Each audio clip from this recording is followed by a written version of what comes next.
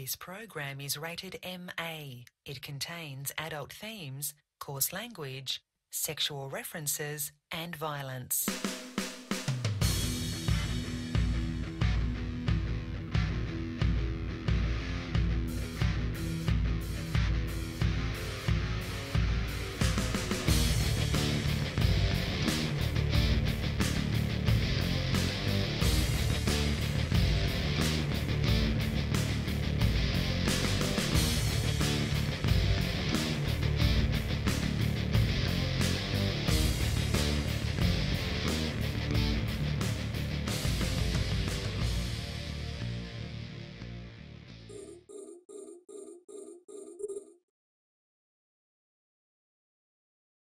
All right, what's up, everybody? Open comms Friday night. We got me, I'm Drayden. We got Dirk here, and Drunk Canadian. Rain and Blast 'em to Hell are both in Fanfest. Before we start, we got to kick it out.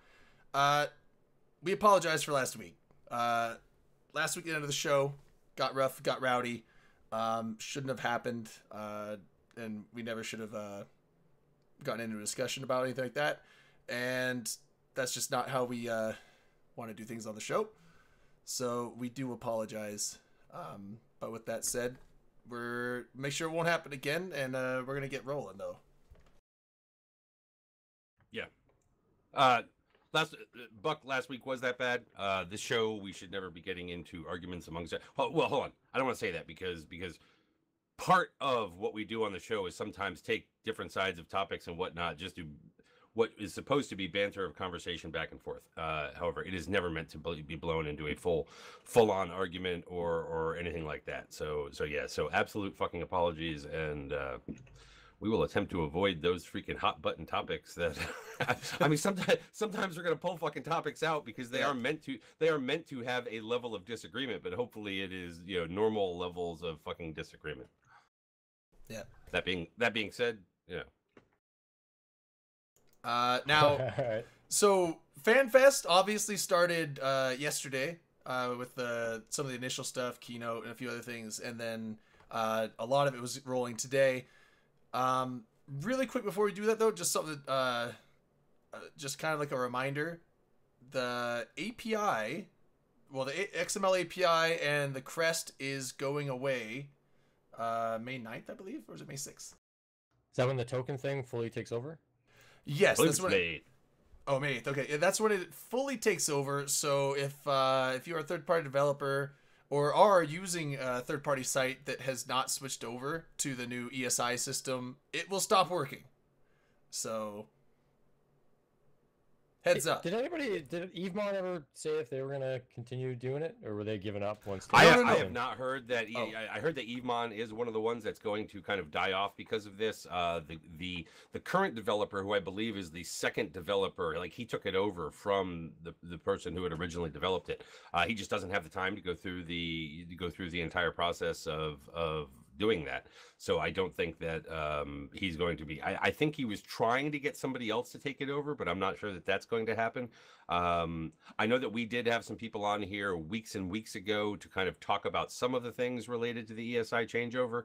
And however, I do want to direct everybody to an episode that we had done on Talking in Stations, where we actually had Team TechCo from CCP on to talk about that. And it doesn't address it from sort of a developer standpoint so much, because I think that the developers that are out there working on the changeover to ESI have been doing so for the better part of a year, I believe. So those people generally, I would say, are probably well versed in it. But, for kind of the layman out there and what it sort of means for you as a player or something along those lines, there is a very good episode, I think, of Talking in Stations where we talk to them.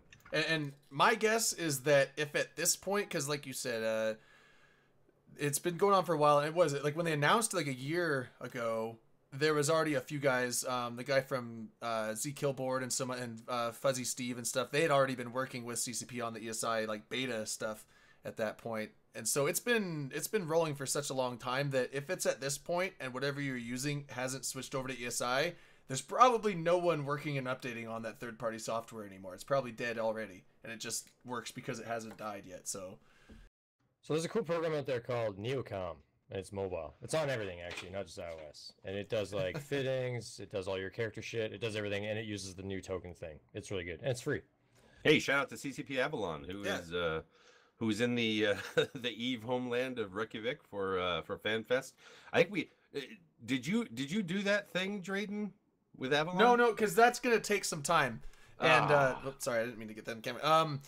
That's gonna take, because I have to go in and like mask. I have to go into Photoshop and take, because even though it's only a 4-second thing, there's probably still like 50 frames in that, and I have to go to every single frame and mask every single one, and then turn it into an animated GIF, which could be done. But then, dude, can you just pull it? Can you just pull up the I'd have to find it. The Twitter piece That's of it. a lot of work. Yeah, I'd have to find it. But the thing is, like, I can do that, but then it only works as a BTTV emote because you can't have animated emotes for Twitch emotes. I was just saying, just show the actual. So I was gonna make a little GIF that BTTV somebody emote made. of it. I call it Rare Avalon because it's like the Rare Parrot emote. But then I have to send it to BTTV. It takes about a week for them to approve it, and then it works. But then it has to be shared and accepted on any channel that it'll work on. So INN would have to go into their BTTV emote settings, and you're only allowed 5 shared emotes, and they'd have to pick mine from my channel and say this works on this channel. So it might not be a thing, but I could do it. I just wanted you to make a little GIF that we could have popped up on the screen. That's all. Like, I keep can it do. fucking That I simple. can do. Roscoe, just make it work. I will. I'll make it. I'll have time tomorrow. Maybe I can work on it tomorrow. But yeah, that was pretty funny. Well, see, we're talking about this thing we can't show people right now. Maybe I can find the tweet. I could probably find it and find a way to pop it on there, but yeah, I'll go do that real quick if you got a. But anyways, yeah. So Rain from the show and Blastum are both up there. Blastum was out tonight. Last I heard from Blastum, they were just about getting done with the Imperium pub crawl that they're doing up there. They went to 3 different locations than the standard pub crawl did. I believe Rain was wrapped up. They were already at the final location of the main pub crawl that was going on up there. Both of them sounded like they're having a pretty goddamn good time tonight. So good for them. As they should be. Yeah. I mean, the pub crawls are always quite fun. Let's hear Party Avalon all night long, except tonight. Crashed and burned on my couch, shaking and cold. Jeez, Avalon. Yeah, I mean the pub crawls at these things, are always fun. Although I saw a tweet from Reload about the first stop that they went to that was.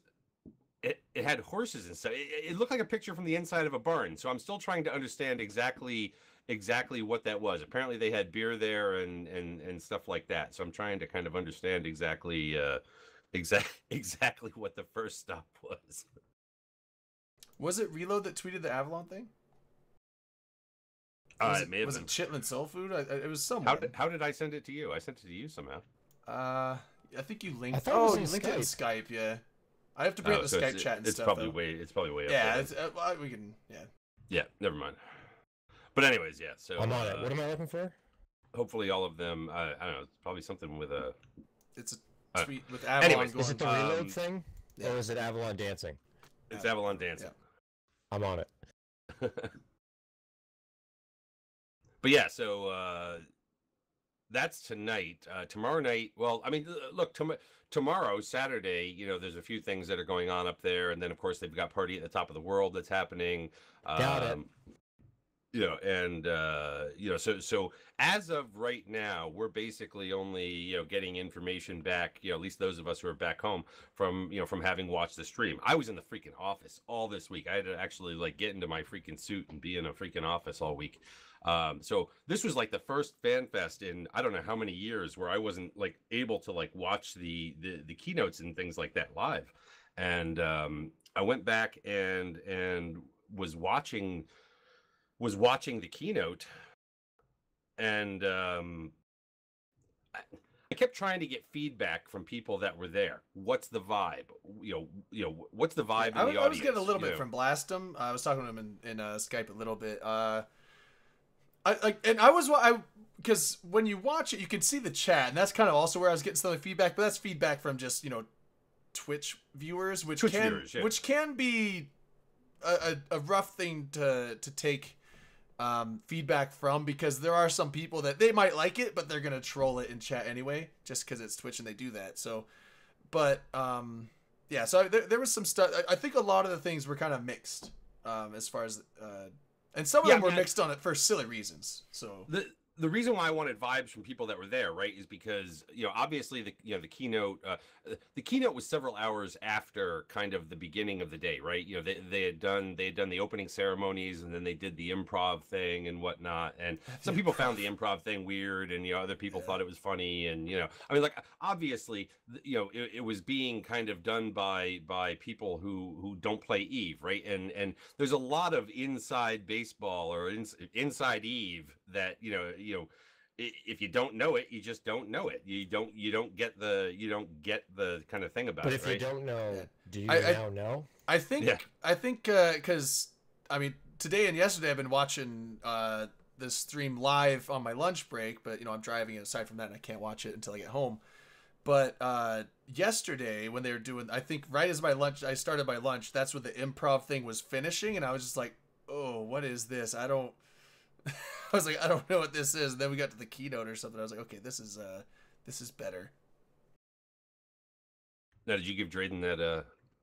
He just posted it in the Twitch chat, so they can click. Oh, okay, yeah. People should look at that. Yeah, I threw it out there. That was actually pretty People cool. laughed. People cried. It was pretty good. Shooter McLoads with 2 months. Shooter McLoads just did 2 months. Thanks, man. I'm gonna one up him. Howard, no, don't do it. It's Shooter. You can't do that to Shooter. Or maybe 29 up him. Anyway, thanks, Shooter.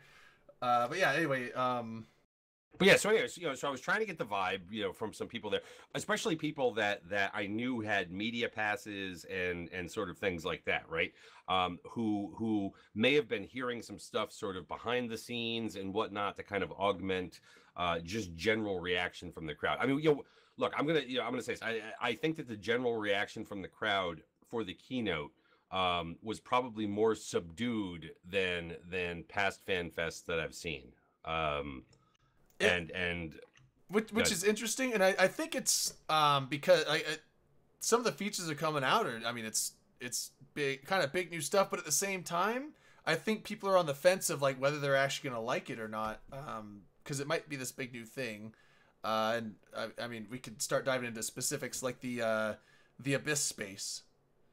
Sounds cool. I mean, and you can go in there, you find these new ships, you can get, you know, loot to build new ships, new weapons, and all this stuff. And it's basically, CCP has delved into instance dungeons. They finally done it. There's instance. So it's Diablo in space. Well, I mean, like, there's a lot of other games with instances. I mean, like World of Warcraft. I know, it's just, but that's yeah, just so like it's basically like you're going into space that no one else can be in but you. So it's like you are this separate thing over here. But I think the thing that nobody likes about it is that you have to come out to the spot that you came in at, and that spot is probable. So you're gonna have people just going around probing down these you know, spots where they know that somebody's in it though.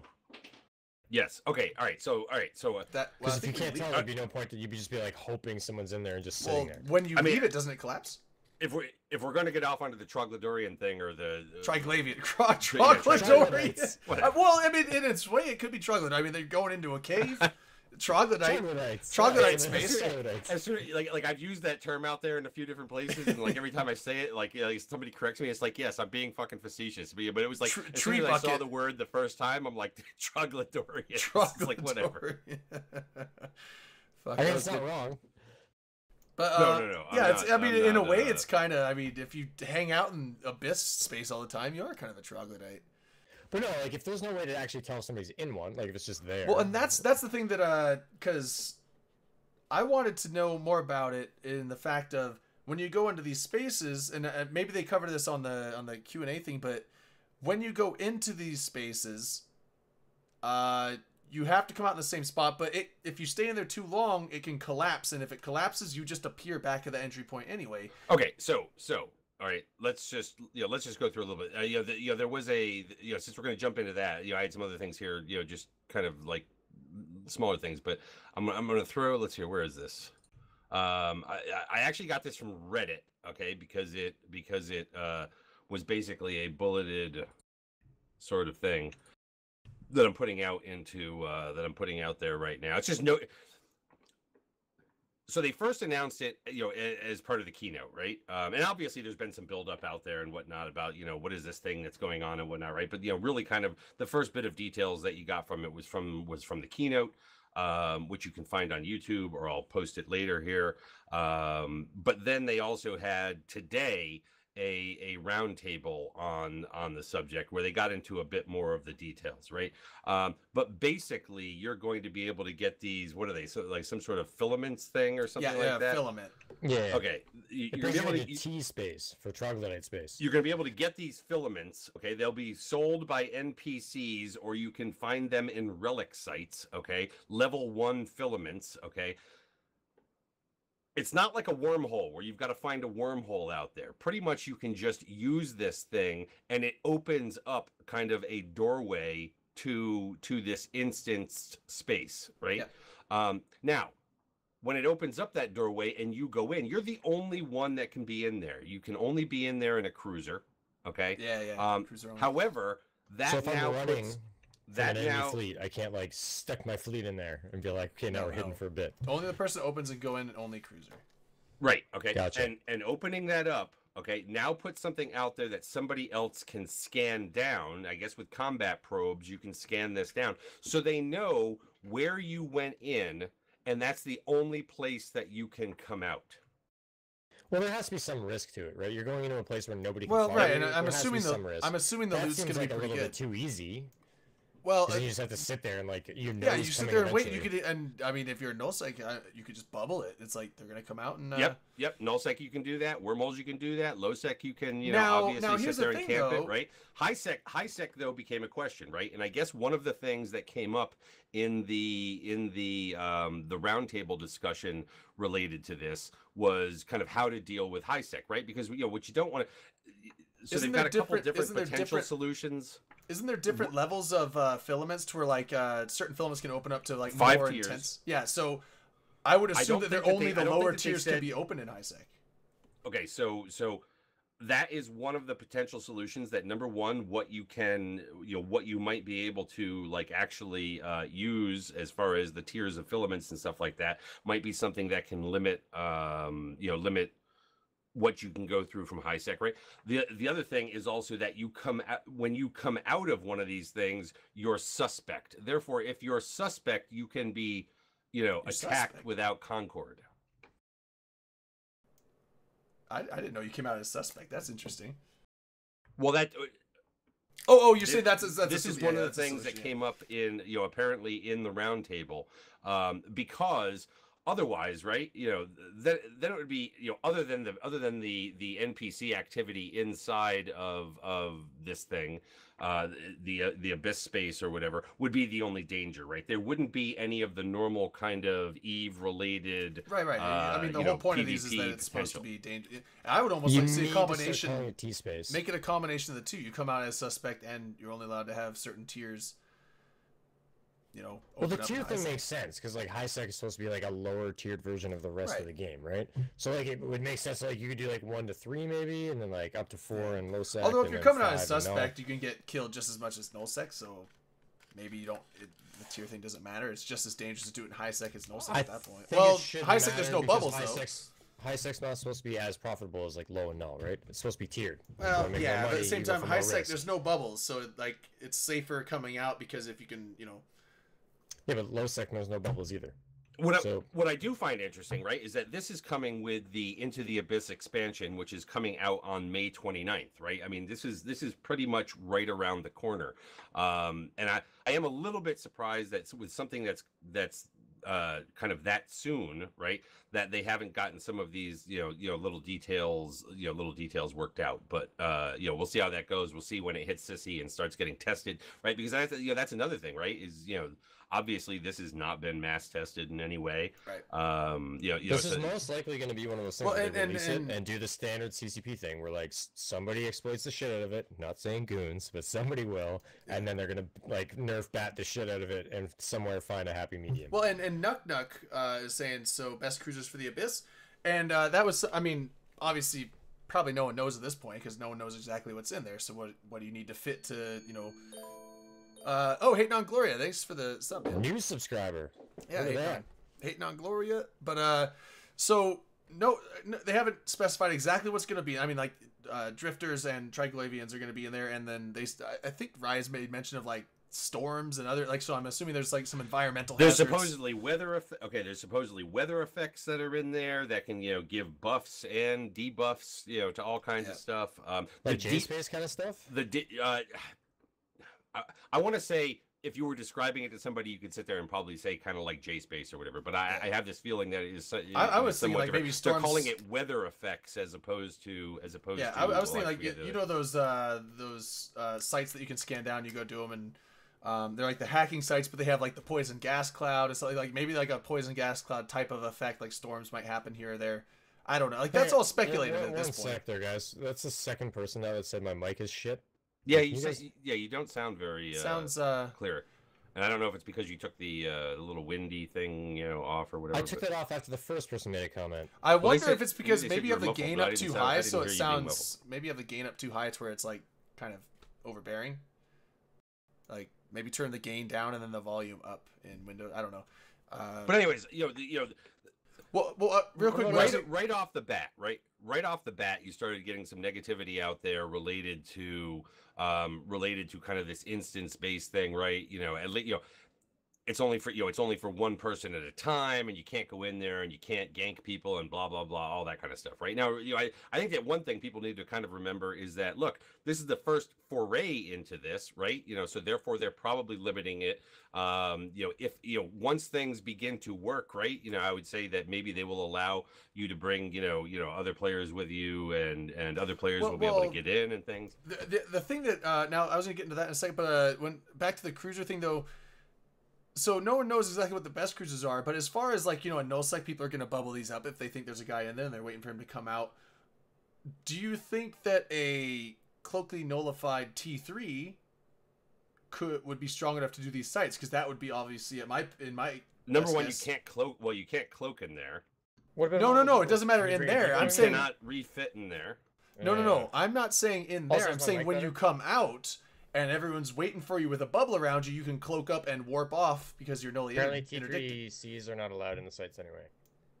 Really? Also, they're cruisers. Somebody answer me about my Oh, no. That's right. No Tech 3. Okay, so no Tech T1, 3s. Faction, Pirate, and Tech 2 cruisers only. No T3 cruisers. Sorry, I didn't get to that bullet on the thing there, but yeah. Yeah, okay. So that answers that. Then I was gonna say that would be the obvious choice if it was strong enough to do the site, because then you come out and you have the best option to try and get away from whatever might be camping you. The other thing with what you said is, instead of allowing other people to go in there, like what people might have to do is, I'm gonna go run this site. I need you guys to guard the entrance while I go do this, and then that way I know I can come out and it's safe. And that way, so it becomes a group effort. And is the loot inside worth having that many people do the group effort, or is it just like, okay, it's not worth it, we'll just go do other ways to make money?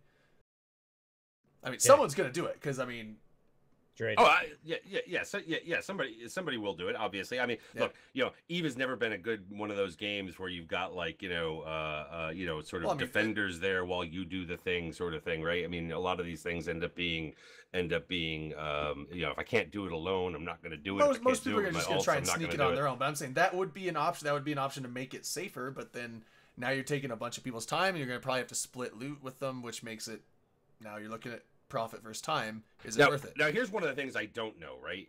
Okay, so let's talk about local for a second, right? When you're in one of these things, are you registering in local back out in? I wouldn't think so. No, local? you're like if somebody comes through the system, they see somebody there, and maybe no. I would assume. I don't think they specified it, but my best guess is that it's going to be like a wormhole. Like you go in, you disappear. You're in a totally different pocket of space that's not known space. So they might see your abyss entry signature. I mean, if you're in a dead space pocket now, you're still. Yeah, but they said these are similar to Dead Space, but different in the fact that they're completely, like, they showed like space, and it's, I don't know. I would guess you leave local? You would disappear. When you go in it? That's what we were just talking. Literally what I just asked. Oh, I think I would. I was trying to figure out if my mic was better, and like. Oh, it does sound better. So my gain was like at max. I think yeah, that's what I was saying. It sounded like your gain was too high. It was popping and stuff. Nuck, I wasn't asking what's the point of no local, you're alone in there. The question is whether or not you're showing up in local of the system that you then went into the hole. Yeah, so if someone's like, oh, there's a scannable thing down here, and there's someone in local, they might be in there or not type of thing. The other thing that I was saying is like, so when you leave that, say you leave it before it would, because it collapses after a certain amount of time, but if you leave it before it would collapse, does it just collapse it since you left, or does it stay open? So you can go back in there if you have to. No. Okay, so these things are designed for what they're saying, about 15 minutes. Hold on a second. Okay. Yeah, so what, well, I mean, I think he was about to answer that, but yeah, so because if it stays open after you leave, then it's what you were saying before, DC, that people might go and scan one of these down, sit on it, camp it, and they might sit there for an hour, and then it collapses and no one shows up, which means the guy finished it and left, or just opened it and never did it. Thing, right? To leave it open after you leave, because as it stands right now, as soon as you see one, somebody's in there, and you're just gonna go sit there. Right. And whereas if it doesn't close when you leave or when you finish it, and it has like a time limit, then you have no idea. Yeah. And that kind of like makes it more of an RNG. I would think it would stay open until just the time limit, which would make possibly ganking people. It's like, well, shit, do you think someone's in there or not? Yeah, like I think that's more fair. Like it's not really favoring the camper or the guy in there. It's like more fair. Yeah. I mean, if it stands right now, if it closes when you leave, like that's ridiculous. Because you're like 100% there's somebody in there. I mean the loot in there. So I mean. They obviously said that you're going to be able to find materials and blueprints and skill books and stuff that's going to be all for this new Triglavian, the new ships, that new weapon, which is like the... what was that weapon called? It's like the thermal explosive damage... we'll get into the weapon in a bit, but Entosis keeps coming to my mind, but I know it's not called Entosis. It's something that starts with an E, though. But that weapon's going to be in there. But is that it, or is there going to be other kind of shit in there? I mean, are they going to have like just general loot, Dead Space modules you might be able to find? I mean, I would assume whatever you get from killing sleepers are going to drop from the sleepers. Same thing. But and I mean, like, that would be speculation for a market guy to be like, what would this stuff be worth? Obviously, it'd go into oh, and the other thing you can find in there, and I don't know if you find blueprints to build it or if you actually just find this by itself, but the module morphing thing, which again, I want to wait till Dirk gets back to really get into like what this stuff is, but that thing. What? You can't talk to me about it? I get it. I understand, Drayden. No, it's fine. I get it, dude. It's fine. That's true. So what'd you have for lunch today? For lunch today? I had Subway. We're just killing time, right? No. Subway. No, I mean, we can talk about some stuff. I just don't want to get into the full breakdown of like what all this stuff is, but that module morphing. Are you muted right now? Chat's going on that you're muted. Oh, fuck me. Okay. Yeah. I think it was short. Anyway, so the module morphing thing, I'm curious about the value of those things just because of how sketchy it's going to be to use those. And I'm excited about getting a free battleship soon. That's what I'm really happy about. That's something. Let's go into that because that's so free battleship. That's kind of like a whatever. I thought you were getting more ships though later. You get like the free battleship and then like Omegas get like the other two later. No. It's so if you log in as an Omega in the next before May 6th, like basically between now and May 6th, if you log in as an Omega, you're going to get a free Sunesis, Gnosis, and Praxis. The Praxis is the new battleship, Jovian battleship. I think those are Jovian ships, right? That's what I've always called them. Yeah, I think so. They kind of look like it. Right? I've just always called them Jovian ships. If they're not, my bad. But you're gonna get basically the cruiser, the frigate, and the Praxis battleship is new. Looks fucking badass. I want one. I fucking love the Gnosis. It kind of reminds me of it reminds me of a Gnosis and just kind of like, eh. Okay, it's Society of Conscious Thought. I wonder if it's technically their ships.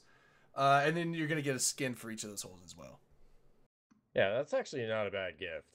And then those ships are gettable in the game, so it's not like it's going to be like, oh my god, never fly this thing. Yeah. I love the Gnosis. I think I've blown up a few, but I have one sitting somewhere in high sec. If you have multiple Gnosis, are they Gnosi? Gnosi? Gnosis? Gnosi? Or is it like Moose? Yeah, Freelancer just saying Society of Conscious Thought. Okay. Whatever. It's the elf-looking ship. The elf ship. It looks like some elf building. I don't care. That was some Abby. Oh my God, says they are Gnosises. No, it sounds Gnosis. wrong. It's not Gnosises. It'd be Gnosi. It's like it'd be called like octopuses. Or it'd be like moose. It's octopi. Like multiple moose is just moose. There's moose. Like, and a single moose is moose. Yeah, Gnosis but or Gnosis. they're not new. They're not Gnos. They're Gnosis. So. Yeah. I think we're getting off on some weird semantics. Well, it's like cacti or cactus. Yeah. Gnosi? I think it's Gnosi. I think it's just general. Anyway. I'm going to pour a shot, though. We are not getting to the drunk levels we did last week, but it's fine to take a few shots here and there. Actually, that's a good question. I didn't even look at that. I read the keynote, but did they actually release any info on the new battleship? I just went through the keynote and I didn't think there was anything. There was a ships and modules discussion today on. I did not get to watch it yet. I literally got home 20 minutes before the show, and I can't watch it. It aired while I was at work, and I drive for work, so I can't watch Twitch while I'm driving down the road. So basically, I could just catch it on my lunch break, and that gives me like half an hour to watch. And then I gotta tune out, and so I have to watch the stuff when I get home. But when I got home, it's like fuck, it's showtime. So I wanted to watch. They had a thing on the Triglavians today, Triglavian Dominion, that CCP Burger did, and then Rise went on the ships and modules thing, and I have not got a chance to watch those yet. So they might have mentioned it there. But anyway, shots up. No, Rear Admiral Butt Naked. That is probably the best name I've ever. That rivals Captain Butt Cheeks. My headphones are not that big. They're pretty big. Yeah, he's like, Rear Admiral, can we talk about how massive Drunk Canadian's headphones are? They're not that big. I mean, they're pretty big. They do different lights though.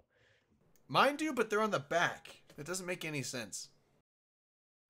Oh, it's basically just so if anyone was behind me watching, they could be impressed or something. But that sounds creepy though. Like who's just I gotta go. hanging Emergency. out behind? I may be back before the end of the show. We'll see. Okay. Okay, Derek. I'm just gonna leave this running just so you don't have to change screens. Okay. Hopefully all's okay. Oh man. Uh-oh. I was hoping I was gonna be able to get a beer there. Okay. Well, hopefully. Whimsical. I'm not you. Yeah. All right. Well, if that's the case, then let's actually dive into some of this stuff. Then. Okay. I gotta grab a beer. Do you need me, or can I run away for 30 seconds? Go for it. Go for it. Yeah. So hopefully, whatever's going on with Dirk is okay. So, okay. So let's. Where was I? Let me get back to these notes. Before we talked about that. Okay. Yeah. So the Abyss stuff, the Triglavian ships.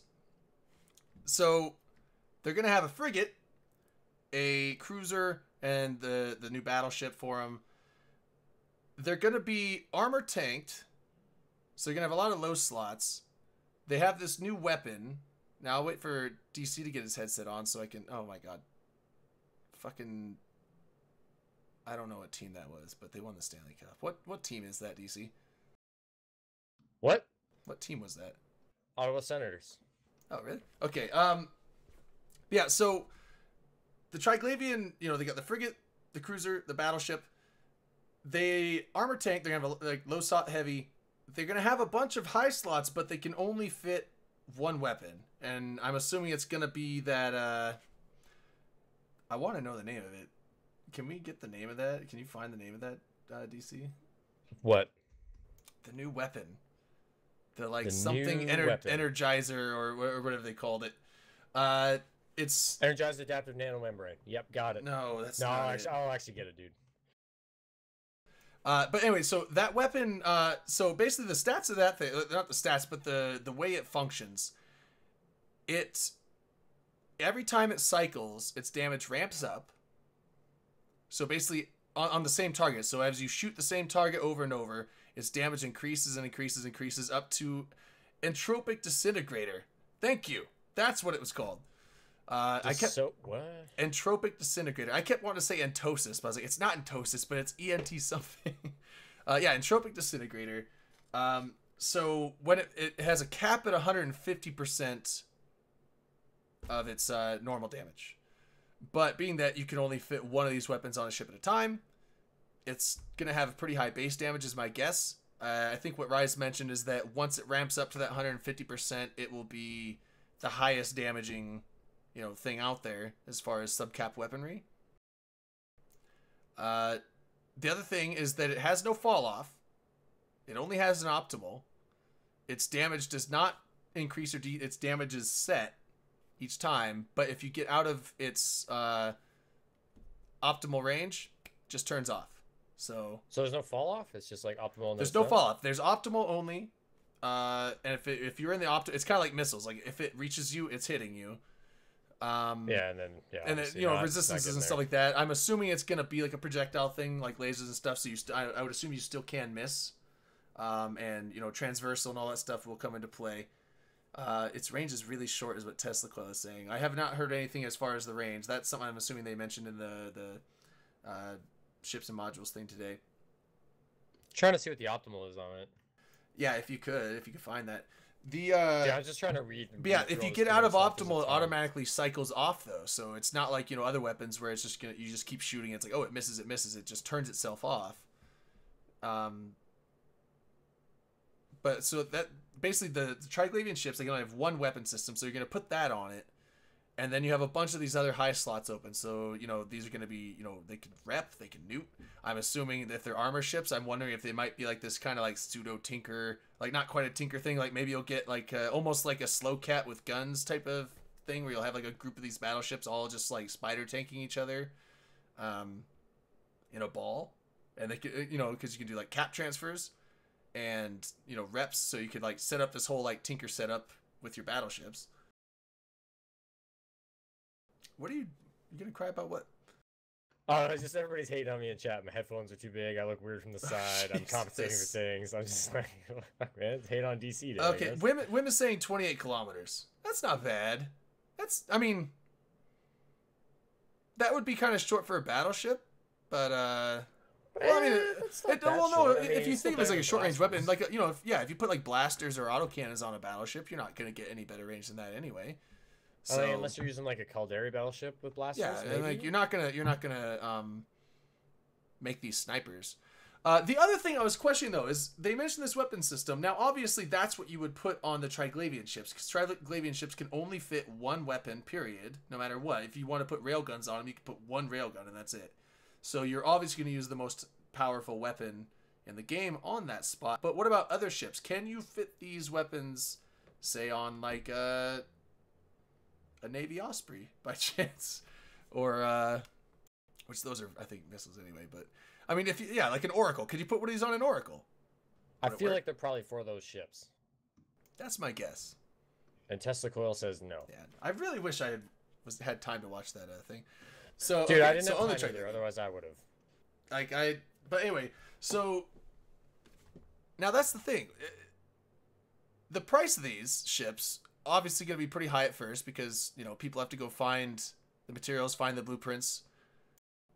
The ship has the weapon. The ship has the weapon built in. Does somebody have a link to this? No, it's all been talked on Fanfest. That's the thing. You have to. So do I have to watch the video to get any of this info? Yeah. Oh, dude, come on. Dude, you should watch the Fanfest. It's pretty good. I haven't been around, man. I was on 24-hour duty yesterday. I just got home. I had marital counseling today. Like, I was fucking busy. Yeah. And no, Skeptic, it's a mod. It's not built into the ship. It's a weapon. It's a. Are you sure? Yeah, it's an entropic disintegrator. Like Rise was saying, it's a whole new weapon system. I'm not gonna lie to you. You and I don't know. But anyway, so fleets of these things, depending on how expensive they're going to be and how much damage they actually can do, I don't know. I'm interested. I mean, they sound cool. They look really cool. But is enough people going to be going into these sites if people's fears about, constantly getting ganked on the exit, and then everyone just, you know, thanks for the loot, picking up what they got and taking off. They might, like, the risk might just make the item scarcity enough that I feel like you see one of those SIGs and you know it's gonna be a loot pinata. It's just like waiting to happen. Does it sound like MSM in Syria? Fuck. What? I don't know. No one does right now. This sounds like MSM. Yeah, I mean, it's all speculation at this point. I mean, they just announced this stuff. They haven't come out with any kind of like, you know. And none of it's on sissy. Like, there's no firm anything. Like, no, it's that's what I'm saying. They're just announcing what's coming out, and they might come out with, you know, mention some vague stuff, but you're not going to have numbers, details for a bit. So, well, Gordon Dunn says, like, luckily you need combat probes to see beacons, but like maybe like high sec and low sec, there's less people doing that. But I know everywhere I've been in null sec, I mean, every single system has people probing shit down. Well, yeah, but I mean, like, the thing is, like, if you're out just probing exploration sites, you're not looking for ships to kill anyway, so you don't care. You're not going to care about that stuff. But I carry those probes when I'm doing that. Like, I carry both, and then like if I don't, like, if somebody comes in, I launch my combat probes and like try to find them down and like get that intel out. Oh, I don't. I just cloak them and get the fuck out of there. Like, it's like if I'm not ready to fight them, I'm not worried about where they are. I just want to make sure that I'm cloaked up, that I just sit there and wait till they leave. Yeah, no, I try to track them down and like get that info to people that'll come kill them.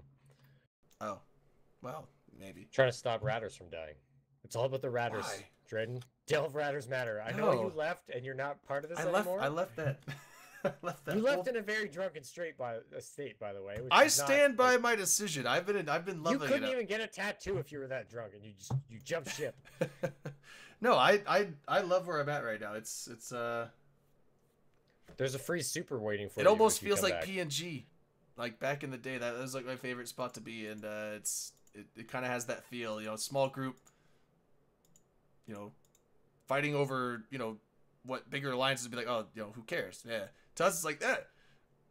We need that Citadel. We need that Rataru. Drayden the backstabber. Well, he didn't jump ship in the middle of the war like dirt. Right, I just jumped ship on a random Friday night. What you should have done is convinced Elo to start like some sort of like a meaningless scrap with goons, and then jump ship to create a bunch of drama. No, I didn't leave because I was upset with anything. I just needed to change the pace. Something new, man. I get it. Yeah. But sometimes the grass is greener. Yeah, I mean, so but the combat probes, I mean, I would assume, like, when this comes out, knowing that, you know, catching people coming out of these things is a thing, and they're gonna, you know, if they come out of them, they're gonna be full of loot probably. I guarantee there's gonna be a lot more people running around space with combat probes looking for these things. 100%, because it's like a free loot pinata, and you can still scan down other SIGs with combat probes. It's not like a, you know what I mean? Yeah, I mean, well, the expanded probe launcher, the one that you can put combat probes in, takes more fitting and stuff, so you can't, you know. Yeah, sure, but I mean, I don't know. Again, maybe I'm a rarity, but I always use that one anyway. I don't. I like to give max fitting space for all the other bullshit that I don't need. Yeah, fair enough. I might be the 1% or something. You know what I mean? I think so.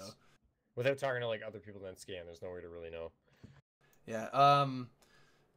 So that's with the new ships and the new modules. There was a chain. Hold on, I want to make sure that we don't have anything else with the instance done. Like, I feel like they're just gonna be dungeons. Like, I mean, that's what these are. It's like you're warping it. You're going into a dungeon. You do your dungeon, then you come out. But it's gonna be different. We're Admiral butt naked. Sorry, off topic again.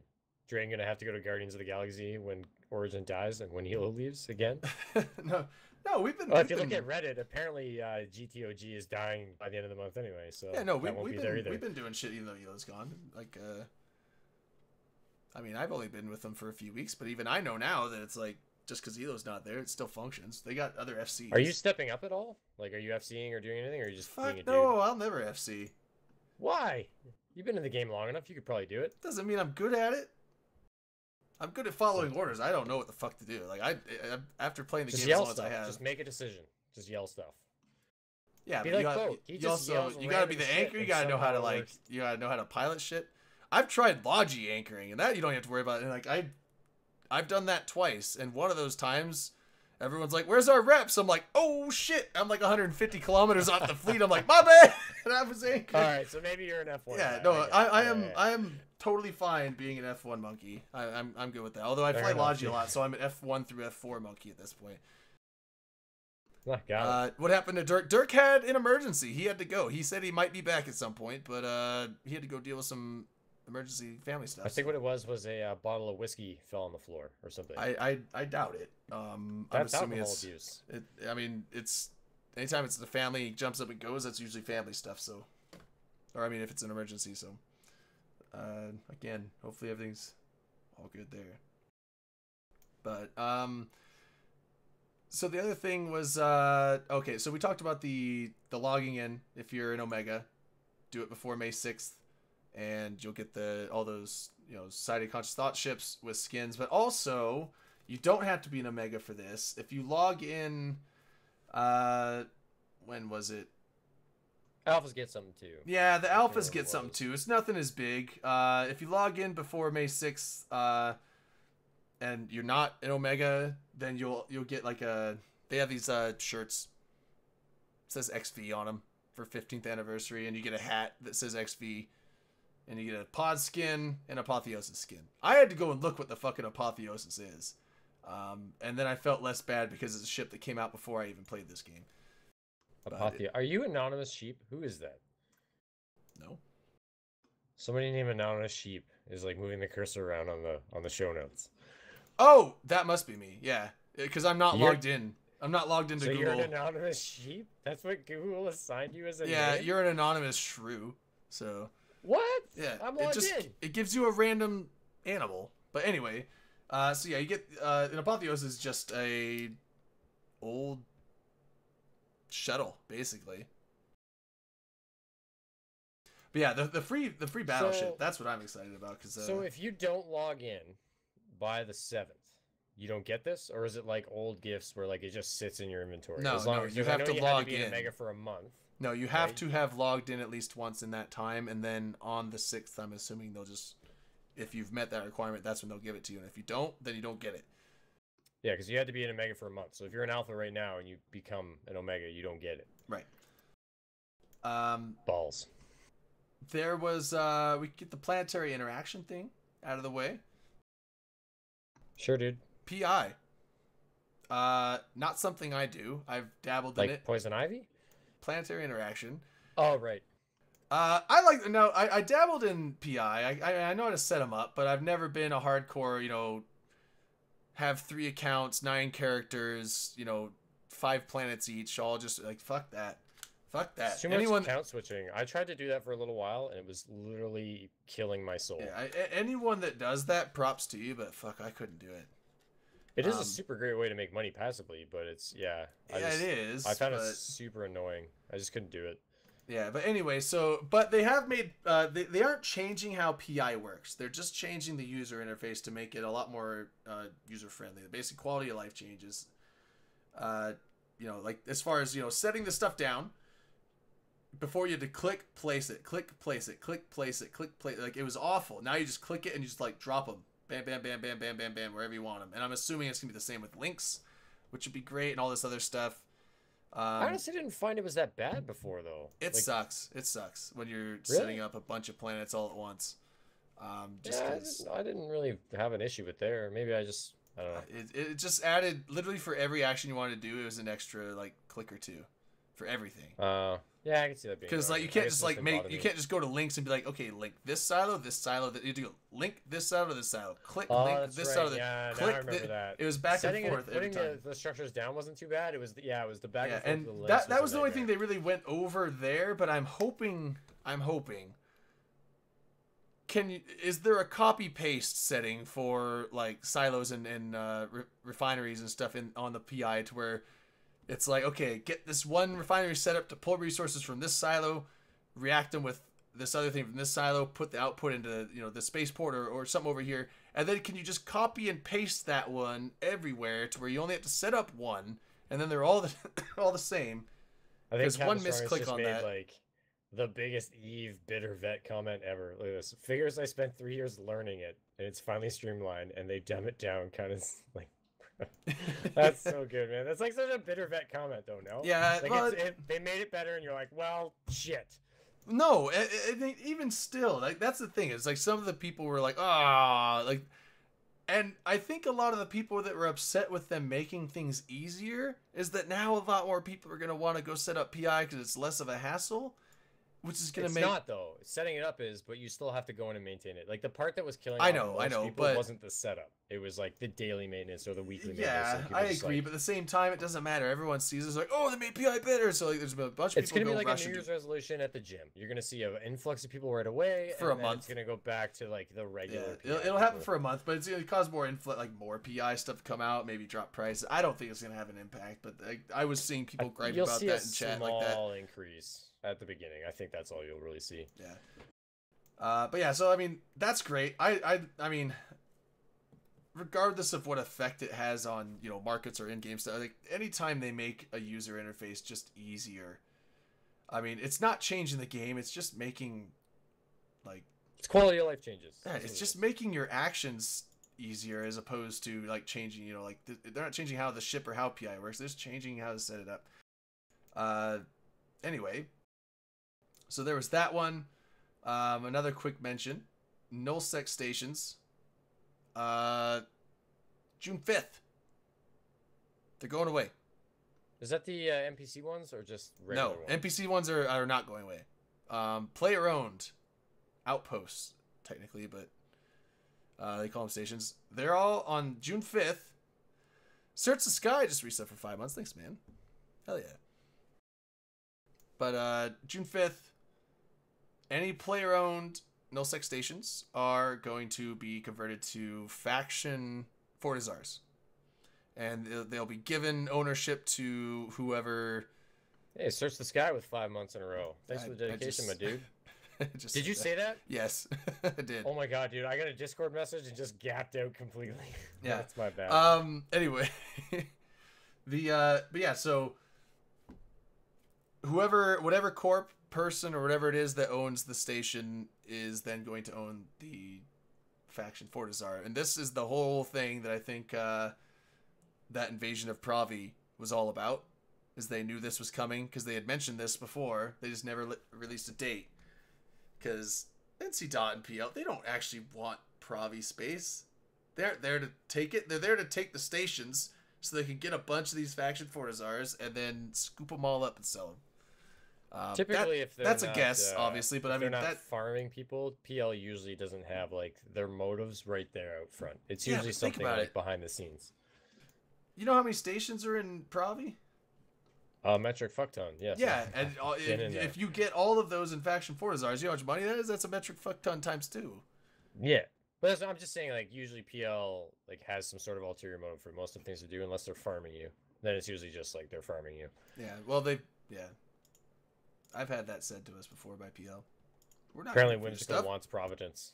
Just go get it, Wims. Yeah, the sky's the limit. Just get in there, get it. All right, I'm gonna pour another shot. It's time. Is it? Yeah.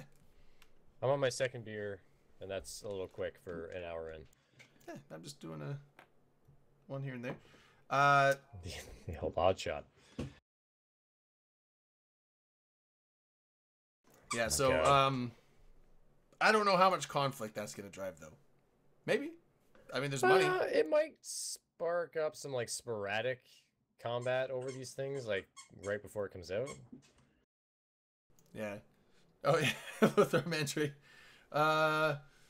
Looking forward to PI changes on 5/29. Hilmar said he started playing again last year and ordered 20 quality of life changes to be. Yeah, I know. That's what he said. Hilmar came back, started playing the game again, and he's like, I tried to do some PI and it sucked. So I told the team, you guys got to do something about this. And since he's the boss, they actually did something about it. So that's how you get it done. I mean, if you want changes in Eve, you just got to go become the executive producer and throw out orders. So what's with the new activity tracker? Did you read into that at all? No, I saw what Siegel said about it. I have an idea of what that's going to end up being. I don't think it's going to be that big of a. I mean, here's my thing with the activity tracker. It's basically it's gonna be able to track like all your activities in Eve. I'm assuming it's like how much have you mined? What have you mined? Oh my god, is it an achievement system? I don't think it's an achievement system. Because there's no Could actual. you imagine? Well, they already have achievements in the game, dude. Yeah, but I want like pop-ups like Xbox. They pop up. They're like, you just docked in a system. Like the first time you do that. I've never had that happen for me. Well, it's I probably must have them turned off or something. maybe, or I don't know. I think in older pilots, if you've already done this stuff, I don't think it started tracking it. Maybe I don't know, but because I Well, just this had one even says it's not retroactive. It's only going forward, right? right, because a lot of the stuff that they're tracking with the metrics are not things that they have tracked in other stuff, and they're basically like, no, as soon as the system starts, that's where it starts tracking your progress. So, like I said, it's going to track probably how much you mine. I would assume maybe even what you mine, how long you spend in certain ships, how many sites you've hacked. Is any of that going to be linked to your token? That is the thing that I was going to get to, because she's like an interesting bag. Yeah, because she was basically saying that, it allows people to see what they're doing in EVE. It's like, I know what I'm doing in EVE. I don't need an achievement system to tell me that I flew ships last weekend, because I know I did it. Other than the odd time when you're drunk, do you ever sit down at your computer and need a tracker to tell you what you've done in EVE? Oh, like, man! Shots, by the way. But if that's linked to your token, that's kind of crazy, because then it could be used as an actual like a PAP thing. But well, that, or they can really dive into like what you're doing. Yeah, like, maybe. You haven't been on fleets, but you haven't been ratting. They're like, well, are you just inactive, or you've been ratting? Right. That's what I'm saying. Kind of like not necessarily like a PAP, but more of like a So Big Brother Goon. 100%. It's a Big Brother thing. Big Brother Goon is gonna be all over my wall now. Like, what have you been doing? You haven't gone on fleets. You haven't built any ships for us. You haven't done anything. It's like a loan shark coming by. Like, why haven't you paid up, bro? And then they got the muscle. Like, get on a fleet. Yeah, like that's what I was gonna get at, is that if it's linked to the tokens, because all these big alliances and a lot of the corps that are really into like making sure their members do. I mean, maybe other corps like Brave might not give a shit. Brave might be like, we want your tokens for like who you're talking to and stuff, but as far as like what you're doing in the game, whatever. I don't know how Brave works. I've never been there, but something tells me it's a little bit more lax. Like, unless I'm completely mistaken, I think Goons is the most like strict on like characters. I mean, like, and stuff like that, and PAPs too. Like, I know a lot of other organizations don't do PAPs. I think it also just goes corp to corp. Sometimes alliance to alliance. Some corps are more, because they get like when you do the whole PAP thing. I think they get one for the alliance gets one. And I think the corps have access to their the corp what do you call them, directors, or whoever has roles or whatever on the, not in the game but in the site, like as far as Goons form stuff. I think whoever has director stuff there, they get the breakdowns for members in their corp only, so they can look at their own member base of like, how good are you guys doing? Who's fucking up in my corp? And I think some corps are a lot more strict than others. Some alliances are more strict than others. I've never really been... like, I don't know if I'm not like allowed to say it or anything, but like when I had to re-register all of my characters back with Goons with the new token thing. So, I figured like not even TNT, like that's the info I had as a line pilot, and if I know that info, it obviously can't be fucking OPSEC. They never would have said anything to me, so I don't think I'm outing anyone by saying that, but no, I don't think I am either. It's just like I had to re-auth like all my dudes with the new token, like even characters that were on the backside of other accounts, and like like it was like pretty in depth. Yeah, token activity pings. Yeah. See, and that's the thing that I like. Because if they want you to link that stuff, if they are linked to the tokens, that means that they're gonna just be. I mean, they probably won't, because they'd have to give someone that job, and who the hell wants the job of looking over thousands of people's every little bit that they're doing? I mean, obviously they can make some kind of program. Think about the people that play EVE. Yeah, I know they can make some program that will parse it and like flag certain things that pop up and stuff like that, but. Man, what did I wouldn't be surprised if somebody's already working on it. I mean, fuck that though. Fuck that. I know you're an F1 monkey. You're just like, nah. I mean, it's like I don't want someone else. Like, I'm gonna play the game how I want to play the game. I don't want someone else telling me like how I have to play the game. You can tell me what ships I need to fly if I'm gonna get in the fleet, but.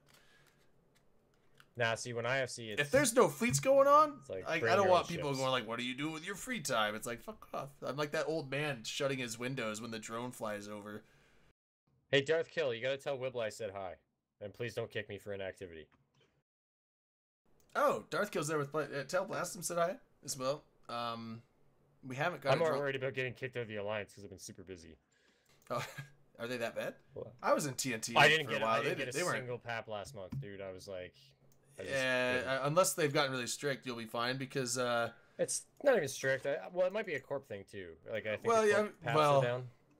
That's I mean, like when I was in TNT, I mean, I was flying a lot, like way more. That was like probably one of my peak play times was in TNT. That was like when me, Dirk, BC, Wim, we were all in a corp together. Hackwa was there, fucking Daniel, or as like it's funny because Origin, Black Legion, back when we were in P&G space, they gave the nickname Draggerjack Virgin, and like now I'm flying with those guys. They still remember it.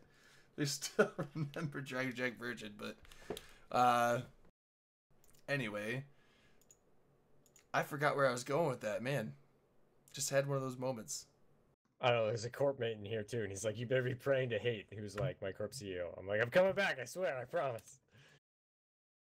But yeah, I mean, so as far as like them using that to like, that would be the main use, is to track it, because honestly, the way that Seagull presented it of like, this is going to help people decide what they want to do in the game. It's like, I don't think so.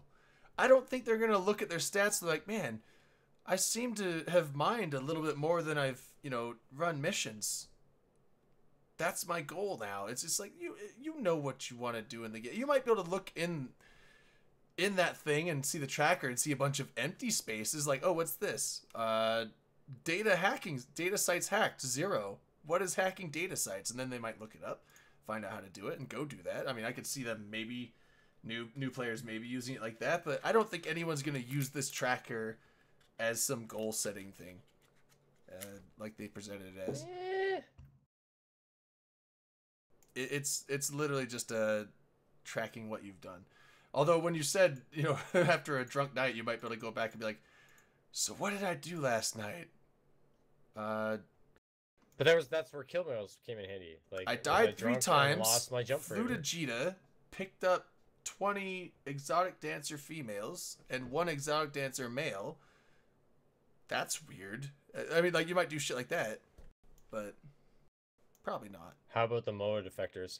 Okay, I didn't even want to really touch on this because there's so much conflicting information out there about that MOA flipping crap. Like, okay, yeah, well, you probably have more information than I read the article about it, and that's as much as I know. Okay, but it depends. Like, so I scoured Reddit and INN and like kind of went everywhere. Sure. And like somewhere in the middle, I'm sure the story is correct. But like, if you look on the INN side or the article side, it was like this crippling blow to MOA, and like the whole jump bridge network is down.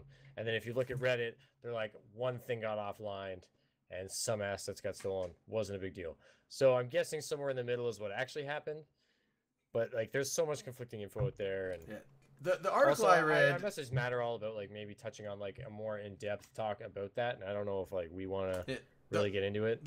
I mean, we can a little bit. I mean, the article I read, and this is just what was on INN, so I mean, they got it. It sounds like they got the info from one source, so take that with a grain of salt, because exactly, like it could be exaggerated or under, but basically what it sounded like was a corp in, I forget the corp's name, but they left MOA.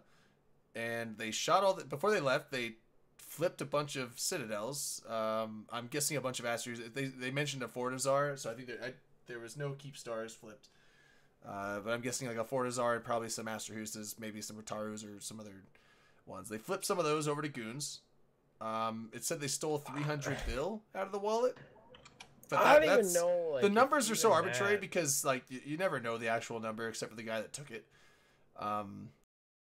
And then they destroyed all the jump bridges. Like, all of MOA's jump bridges, apparently. Like, that sucks. That's gonna, I mean, MOA's gonna, it might take them a week getting all those put back up, but I mean, this is not anything that's gonna, like, cripple MOA, I don't think. No, and 300 bill is not that much, especially for MOA, who's been around forever. That's not even that big a deal. I think the more important thing is, like, how much of that jump bridge network actually got affected, because, so what I was talking to Matterall about is like with the current SOV warfare and citadels, and like you can't really take a region anymore. Like whether if you're trying to go like big group versus big group, and it's like a technological disadvantage because like the servers can't handle it, and you're at a huge disadvantage, or or like just Sov is just like super hard to take anyway. Is this the new type of warfare that's like gonna affect the line member? Because really now the only thing you can attack is like the line member's will to log in. So like hitting jump bridges or like this spy undercover work, maybe that's the new meta. Because like we can't have another like what was it? Where were we when we had that big fight where everybody was like, oh man, the Ford was gonna die, and like we had 90 seconds of mistakes up north there. Where the fuck was that? I can't remember what region. Oh, that was a Cloud Ring, wasn't it? Yeah, where we really highlighted like the servers just can't handle fights on this like size, right? Yeah, that was. So like, what do you really do now, right? So like, unless you're a small organization and like you don't have to deal with tie-dye, it's fine. But like any of the big groups, like you can't really invade people's regions anymore. So like maybe embedding spies and playing the long game is the new sort of meta to try and demoralize the members. And that's really what it comes down to, because assets can be replaced. But if you start bleeding members because their quality of life is down, that's not really something that's super easily replaceable. And if you do try to mass recruit to try and replace your bleeding out of members, you're more likely to get in more spies because you have to lighten up on your rules to get more people in quickly. Yeah, I'll do a shot.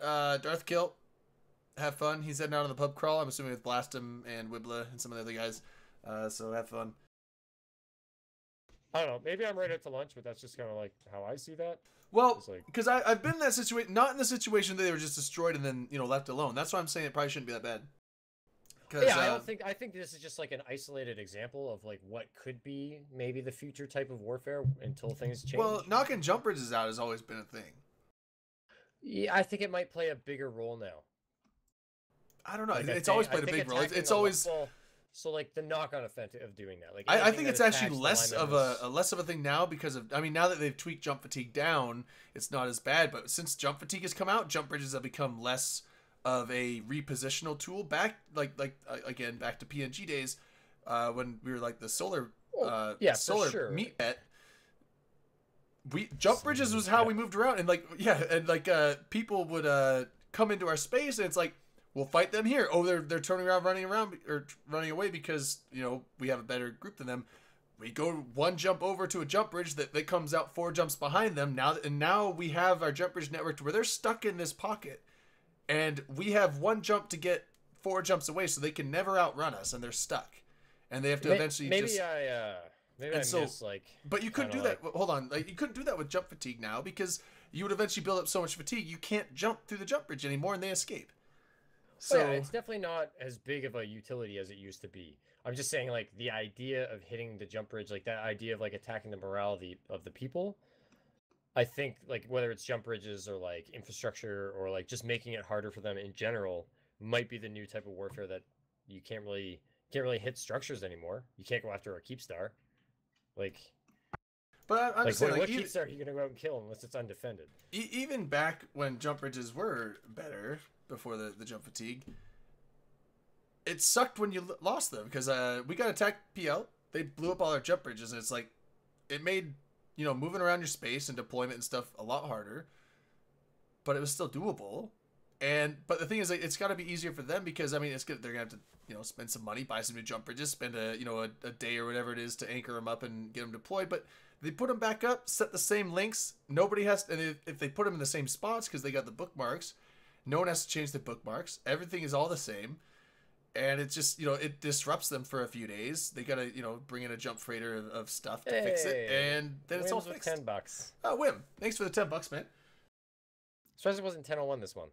Galleon. Yeah. No, you see me. You stop it. Yeah, so the jump bridge thing it's a slap in the face. I don't think it's any kind of like seriously impactful thing. Now, if that happened and Goonswarm is pounding them the entire time this is happening, that might be different because now them getting to hotspots or going to defend a tower or something they have in their system with jump bridges too might be a little bit more difficult. But if that's not happening, it's just, I would look at it as just like a day's loss of convenience and however much ISK it is to replace those jump bridges. Like a handful more billions stolen, essentially is what I look at it as. This is good. Eve Onion News asked what I was planning on focusing on with my new corp, and I said PvCCP. PvCCP. It's my whole, player versus CCP. That's my whole thing. We're not actually going to play the game. We're just going to play the forums. Oh. That's the get fucking wrecked, Eve Onion. Damn. Unlucky. That's not. No, I think we should allow it if we can. It's not even like a bad thing. No, I was just joking. Yeah, when he comes back. I definitely don't need an API. You don't even need to play Eve. There you go, Eve Onion. You can link for a minute. Yeah, it was just like an ad for like his thing. Yeah, no, I didn't time him out. It's just the bot got him. I was just laughing. Anyway, bot always gets people. Was there any more FanFest stuff though before because we've been delving off? Well, hold on, we're not done with this. Is there anything else? Because like I said, this happened. I'm no longer in Imperium. The corp flipping thing, man. Yeah, this happened after I was out of Imperium, so I don't know all the details. But I guess to really sum it up is whether they flip 300 bill or it's somewhere in the middle or some jump bridges got offline or whatever. It was a pretty low outcome for committing corp suicide because no one's going to trust your corp now. So yeah, they flipped, but they're not going to get roles. They're not going to get in charge of anything. I don't think it was really worth it. It may have highlighted like a new, maybe not like an old tweaked new style of doing things, but it definitely, I don't think it had as much of an effect as some people are saying it did. And I think it was more effective than the people in MOA are, damage control trying to say it didn't have. But I don't think it's really going to make a regional impact or open anything up. No, I think because it would have happened already.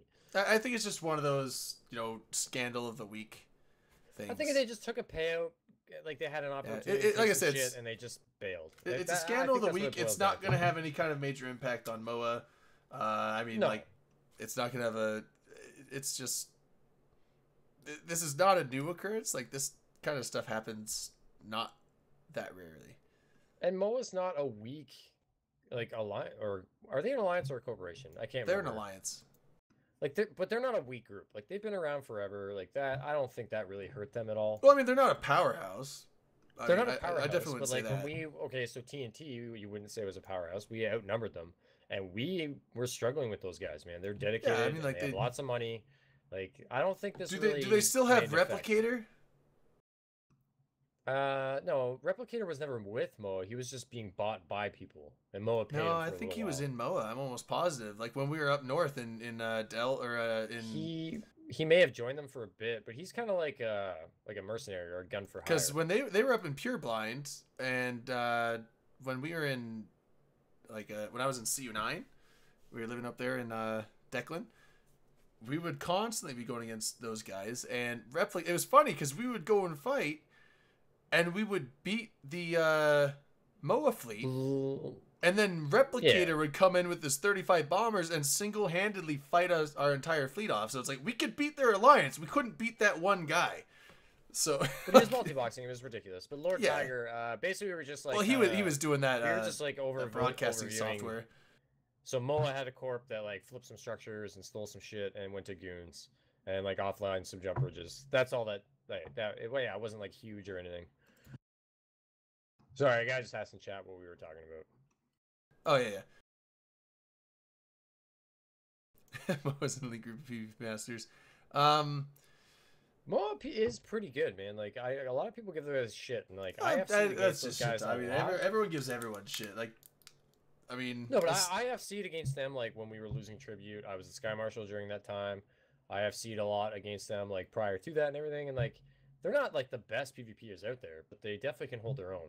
Well, a lot of honestly, when I look at these, it comes down to like how good are the FCs? I mean, if you have a bunch of guys that don't know what the hell they're doing, or if they're a bunch of just goofballs that don't want to follow orders, like FC's like here's the primary, and then the guy splits it between all the other targets because hey, I want my kill mails, and so they split guns in. I mean, like people that are just like deliberately disobey FC orders. And if you have enough of those people in fleet that it becomes the majority of your fleet is just not aligning, then you're going to have issues and you're going to be, just clowning around. I found in general, unless it's changed, when I fought them, their fleet members were pretty disciplined and listened. Right. So that's what I'm saying. Like, I mean, if you have a bunch of guys that, if the FC's like align here and they align, if like don't jump and hold on the gate and you don't have like half the fleet jump through. I mean, like things like that. So you're basically talking about a goon fleet or like a but goons just make up with it in numbers. It doesn't matter. Like you just have like half the fleet lemming through and 100 people show up at the other side of the gate. The people that are waiting for them are like, oh shit, and they run away. Like, yeah. But it is funny when that happens when the FC's like freaking out. Like I said, hold, and like half of it jumps through, and you're like, well, here comes the reinforcement fleet. So, but yeah, I mean, like, if most of your guys could follow orders, then it comes down to how good's your FC. Because if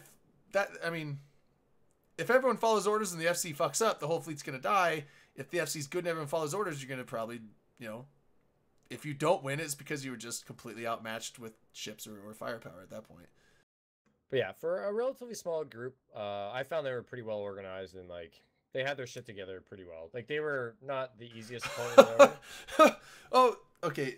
Sorry, that's another. Okay, I haven't got to that yet, but Freelancer brought it up, so might as well. It's a small thing, but this Freelance they haven't. This is not coming out in the April release. This is not coming out in May or anything. They said that there is no specific date for this yet, but they are working on revamping the killmail system. And Logis are going to start getting killmails for repping. And Dan was saying, wait, how does that even work? I think it's going to be that somebody that kills somebody. Yeah. I think it's going to be a chain like that. If you rep someone that gets on a kill, it will give you credit for that kill because you help sustain them and let them get on that kill type of thing. So it's basically that's showing gonna be super broken, and people are going to be getting crazy kill mails. Well, and that's what Dan was saying. He's like, with Lodges on kill mails, people are going to start splitting reps to get credit on that sweep. Oh no, that's going to be so bad. That's 100% what's going to happen. It is. So it's like when people split guns, it sucks because you might not get enough of that, alpha or just the DPS to break the tank because it's like, oh well, 2/3 of our fleet's shooting at the target they're supposed to, and 1/3 shooting at this guy. Well, if all of them are shooting, we could kill that guy, but now we can't. Now you're going to get it to where it's like, someone would be like, well, that guy broadcasts for reps. I'll give him the large repper, but the medium repper's going on this fucker who I know is getting on kills. People are gonna have a whole repper. They're gonna have they're gonna repper. They're just gonna they're gonna put like a tech one or like a meta small repper just to. It's gonna be so bad, man. You know it's gonna happen too. That's the worst part. There's nothing you can do. It's 100% gonna happen. Wait, hold on. That's a good point, though. It should resolve the high set crime watch issue. I thought that was already resolved, though.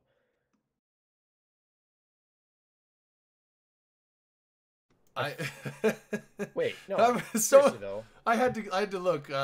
Freelance was saying Chitsumi was saying bring Broman on the show, and I was like, why? Is he asked to come on the show? But then you look what he's saying. Somebody just asked me if I had a skunk for a dog. It's a fucking border collie. What's wrong with you people? Not a skunk. But Broman is literally rolling his face on the keyboard at this point, I think, so. Probably not the best time to bring I'm not, yeah. not doing it. Lucid? That might be an understatement. I think you and I are doing fine. No, but, no, I was, I thought it was an honest. Got 121 people in here without Dirk. Boom. No, it just dropped to 116. You jinxed it, DC. Oh, I ruined it. It's ruined. No, I thought Broman was someone asking to come on to talk about something specific, but then he was joking because the guy is either hammered or trolling. I don't know which. I don't care. Yeah, no, Dirk had to step out. I mean, if you just came in recently, Dirk had to step out. It was an emergency, so. Maybe he'll be back, maybe not, depending on what it is. So, anyway, what about that? What's going on with that pod skin? It's just a skin. It's just a skin that says XV on it. It looks cool. I'll put it on my pod. I don't have pod skin, so. And you know what they say, skins equals wins. So. Well, I think I have a pod skin somehow. I don't know where I got it.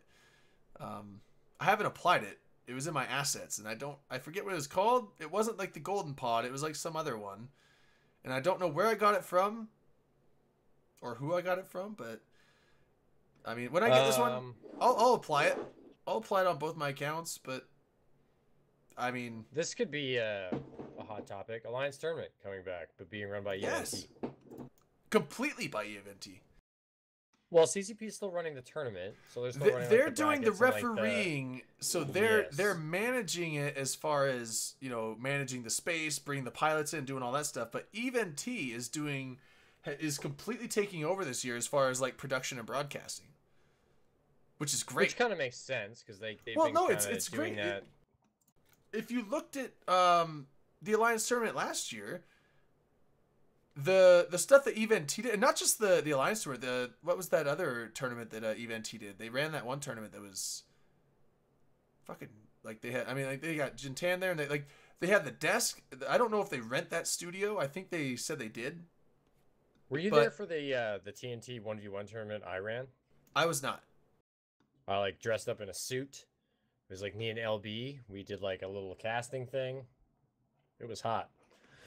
Yeah, You missed out, obviously. Yeah, I did.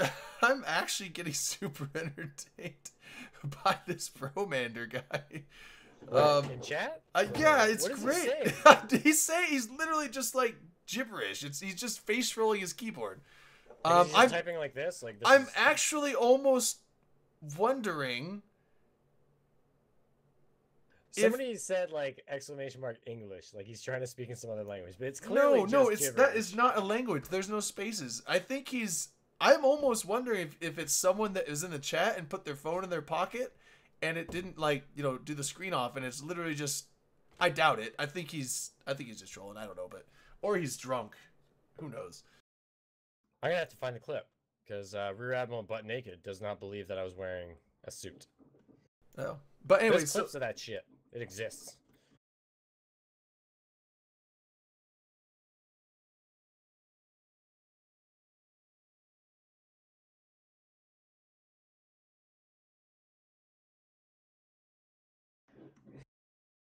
This opens up a whole can of worms, though. If you look at esports in general, right? Like if EVE Online wanted to bust into the esports, I don't think it ever could necessarily.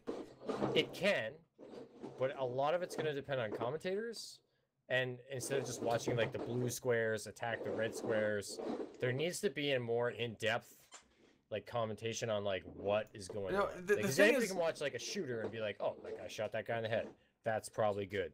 When you see the one block kill the other block, you're like, what the fuck just happened?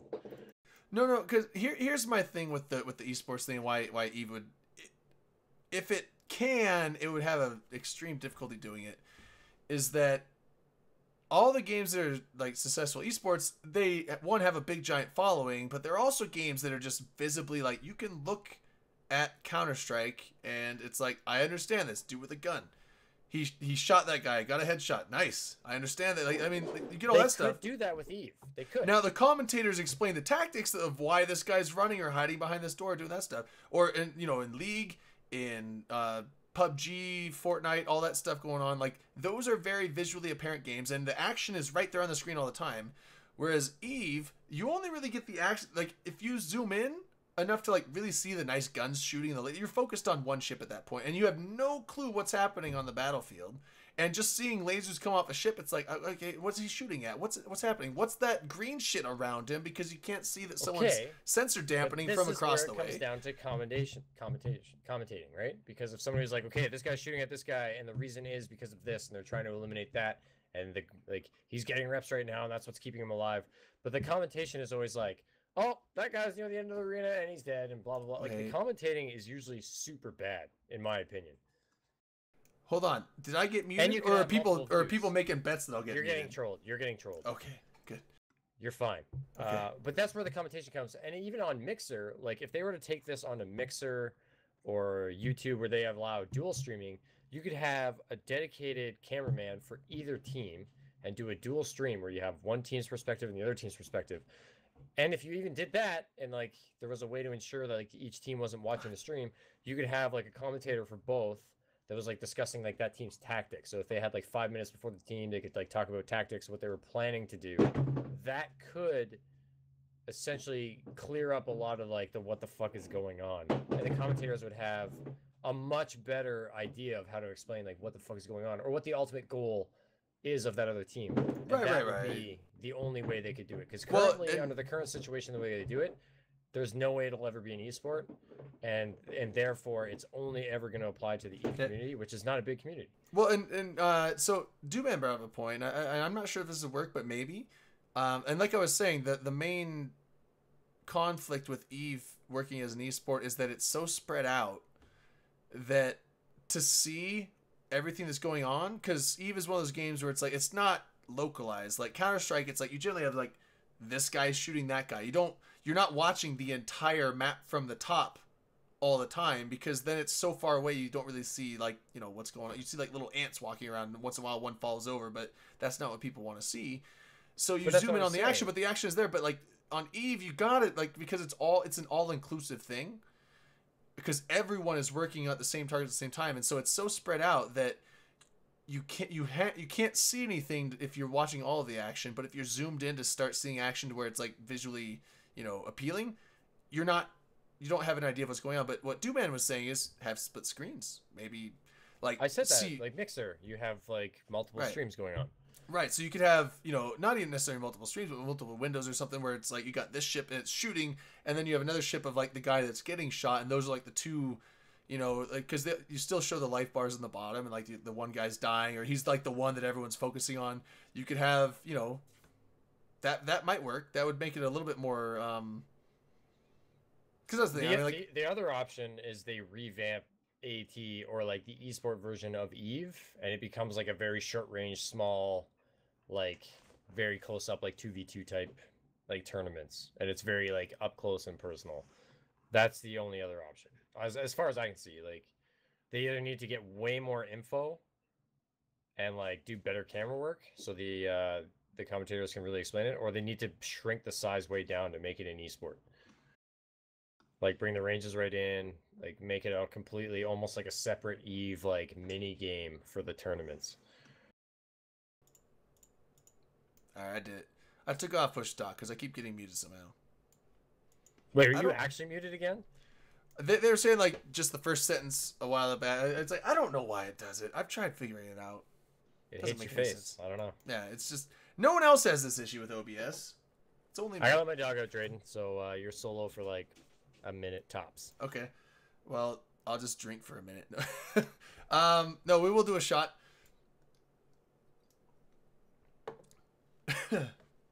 Oh, no, I'm telling you. I don't know why I get muted. No, it's not lack of comm skills. It's... Oh, Keys. Keys 2000 just reset for 6 months. Hey, what's up, man? Thanks for the resub. But no, I open up OBS as administrator. It's the active window. I see my mixer for my microphone, like, going when I'm talking, but then everyone's like, oh, you're muted. So it's like, I don't know why. It should be broadcasting, but fuck it. I just went to open mic. I'll just try to... I can mute it up here if I have to type or something so you guys don't hear a bunch of loud, angry keystrokes. Anyway, so... Yeah, I mean, like, esports, it's also just... Most of the time, the majority of people that watch an esport are people that are a fan of that game and play that game. And EVE just doesn't have the audience that... I mean, there's a lot more people that play Counter-Strike. So that more people watch that. A lot more people that play League. So more people watch League of Legends. Same with Fortnite, PUBG, all the top stream games right now. EVE is a niche game. So most people are going to watch this thing are going to be EVE players, and you just don't have as many. So you're not going to get that, like, you know, 80,000 people watching the Alliance tournament. But why is it a solo show, Absolute Zero? Drunk Canadian had to take his dog out. He'll be back in probably a few seconds, maybe a minute. Dirk had a family emergency, so he had to leave. And then Rain and Blast Him to Hell are at Fanfest right now. So they're party. I think they finished the pub crawl by now, so they're out in Reykjavik partying. So you get me for the next minute. Chair stream, best stream. Yeah, Dirk said he might be back before the end of the show, but I mean, honestly, it's you know, half an hour till end time. So I have a feeling that he is going to be preoccupied up until the end. So, Abby. Yeah, so I'm holding down the fort, but it's all right. Well, I just did a shot, so if you want to take a shot, feel free. So that was... Oh, yeah, so I don't think there's anything new with the Alliance tournament other than... Because last year, EVENT ran the feeder rounds, and I think the first... day or two of the tournament. I forget. Like, didn't EVENT... I think EVENT ran the first part, and then CCP took over for once it got after the first couple rounds. Yes, I like cheese. Red alert. And it's gonna be 90% of audience, but there's always gonna be 64 teams. Oh yeah. I mean, there's definitely gonna be people watch. I mean, most of the time the Alliance tournament gets like thousands of people watching. Sometimes even like 10,000. But I'm just saying it's not gonna be. The fact that it's difficult to watch and figure out what the hell's going on makes the few because when Eve pops up into that like top 10, 15 games, because sometimes people just browse games, they're like, oh, they look at the top, they're like, oh, Eve Online, what's that? And they click on it, and they're like, oh, there's like 20,000 people watching, and they see the Alliance tournament, they walk in, they're like, what am I looking at? I just see boxes, and so it doesn't make sense to them, and so then they're like, I don't get it, and they leave. So there's that side of it that is almost like a dissuasion to people that don't play Eve. People that do play Eve, they know exactly what it is, and they're logging in to watch that specifically anyway. So, Drayden, I can't hear you. Oh, that's because you were gone. I wasn't using my I'm open mic for the OBS, just push talking. Oh, gotcha. Yeah. Yeah, so now I'm muted to fucking DC. God damn it, I can't get away from them. You just can't get it right. You know Jesus. But okay, so Even T is running the Alliance tournament broadcast and production and stuff the entire time this year. I'm excited. Like, hell yeah, it's gonna make it great. The only thing that could make this better is if they brought back gambling. Please bring back EveBet. Please. It won't happen, but it should. Oh, the other thing I was going to bring up with the Alliance tournament. Every year they come out with new restrictions. New, can't use this ship. Stuff like that. I liked what they did last year they didn't completely remove Tinker, but they basically neutered it so hard that you really had to, Rain was saying before that Tinker is not an easy set to fly. Even the old Tinker, but this new Tinker you had to be specifically good at it, and it was even more of a niche comp that it worked in even less situations.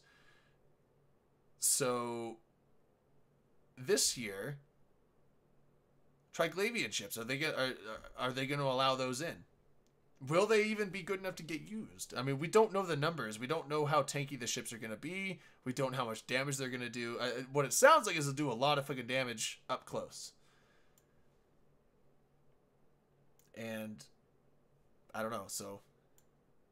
Absolute Zero, I have some carpal tunnel stuff going on. So after this, in 27 minutes, I have Counter-Strike practice. So I'm putting my fucking stupid armbands on so my arms don't You got the hurt. tennis elbow. That's right. DC's got the tennis elbow.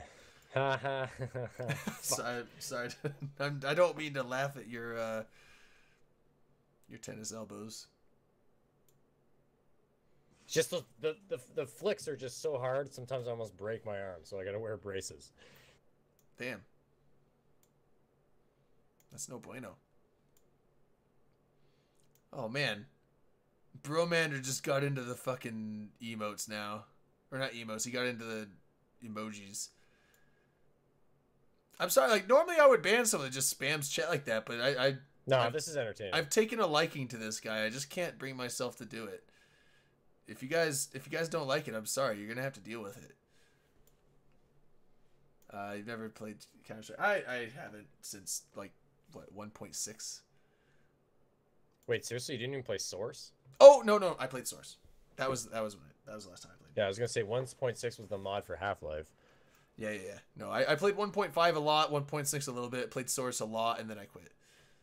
The new weapons spin-up works. You have to fire at the same ship. Yeah, it has to be on the same ship. If you change ships, it resets it. Yeah. So it'll reset its damage bonus. 150% damage. I want to know what the base damage is. To get him to stop, I have to walk back to the. Oh, Thekla. So I'm assuming Thekla is up in Fanfest as well. Is Bromander drunk spamming at the bar in Fanfest? At Fanfest, not in Fan. I don't know if you could be in 100% Fanfest. 100% he is, because I got a message from who did I get this from? Oh, will it involve Darth ammo? Kill, and it's him and Bromancer, and the guy is fucking passed out, bro. No, hold on. Dooman brought up a good point, and this is something that now like again, I was unable to watch the ship and module talk today. I'm gonna be watching that after the stream tonight, but did not have time to watch it before showtime. Is it gonna have ammo, or is it gonna be like? I mean, lasers have ammo, but Lothar Mandrake, $20. Just drop what did it say? The final donation. I don't know. Oh, my damn donation line. Okay. Yeah, thank you, man. Hot damn. But yeah, so lasers use ammo, but I mean, like, if, you know, the Tech 1 crystals never run out, but so is this going to use, because it looked like it's a type of beam. Like, it's not like a projectile where it shoots stuff. It's not like lasers. It looked like it's just a continuous beam, almost like a target painter. Yeah. Like, laser goes on ship, sticks on ship until ship. Jared, look at Bromander. Look 3 messages up at Bromander. This is his wife. I took his phone. We are going to bed. I'm sorry, he's drunk. Yeah, he's out. It's over. Well, Rick Bromander. Bromander's wife, thank you, but at the same time, damn, we were. It was just getting good. It was funny, man. It was just getting good. The fact that it. That's so good. Like it's like a Dirk moment. We're like, no, it's even worse than that because it's been nonstop. Like I wonder if he's literally listening. Although if he was so drunk that he can't even like that wasn't even drunk spelling. That was just letters. Dude, that was like mashing like on The Simpsons where it's like your hands are too fat to dial. That was letters. That was a 2-year-old at a keyboard. I mean. That's funny. The fact that it went from that to like coherent sentences makes me think that that's actually true. Or it was him all along. Unless he was just trolling. Unless it was him all along and he got us. He got us. A very elaborate troll for no real outcome. Yeah. Well, no. I mean, we talked about him. We talked about him. So you get noticed. But anyway, what was I getting at? He did like, damn. I was talking about something. Maybe that was his goal. To derail the combo. It happened. He did it. Op success. It's all a ruse. No, ammo. That's right. Is he going to use ammo? Somebody was saying something about crystals. Like a laser beam. I mean, it is a laser. That's what I was saying. Unless someone else is saying it. I would think it might use some. I mean, CCP has never made a weapon that doesn't use ammo. Smart bombs. I take it back. Smart bombs don't use ammo. Yeah, that's the only one. I would even argue that answer. T1 lasers don't really use ammo. They do. You still have to buy a crystal. It never runs out, but you have to buy it. But it never breaks. Yeah, but you still have to buy it and have it loaded in. This might be something along the same lines. Like ammo typically is like something that decreases. So T2 crystals, yeah, they break, but T1 don't. So it's but I mean, like T2 crystals last so long. You know, I've never had a ship survive longer than my crystals. That just means you gotta get good. It also means I mean, everyone I've flown with, there's no alliance or corporation out there that has love for laser weapons. It's not the meta anymore. That's like an old Rooks and Kings Golden Fleet days. I mean, the last time that lasers were really a thing was Zealot fleets that I flew in way back. 4 years ago. As a troll, and aside from that. Test in the Fountain War we're using APOCs, but guess what? They're on the other side. We were in Megathrones. We were using railguns and occasionally blasters. The blaster Baltec fleet was my favorite. I'm still a huge fan of blaster or anything Galente. I know it's a bad idea because like short range is just cancer, especially in nullsec. It's so much. But I just love. It's just so satisfying if you can get up in somebody's face and like manage to get blasters to work. It's like the best feeling ever. Yeah, I mean, it's like landing a headshot with a shotgun in a game or something. Like it just feels good. Why are flying orders?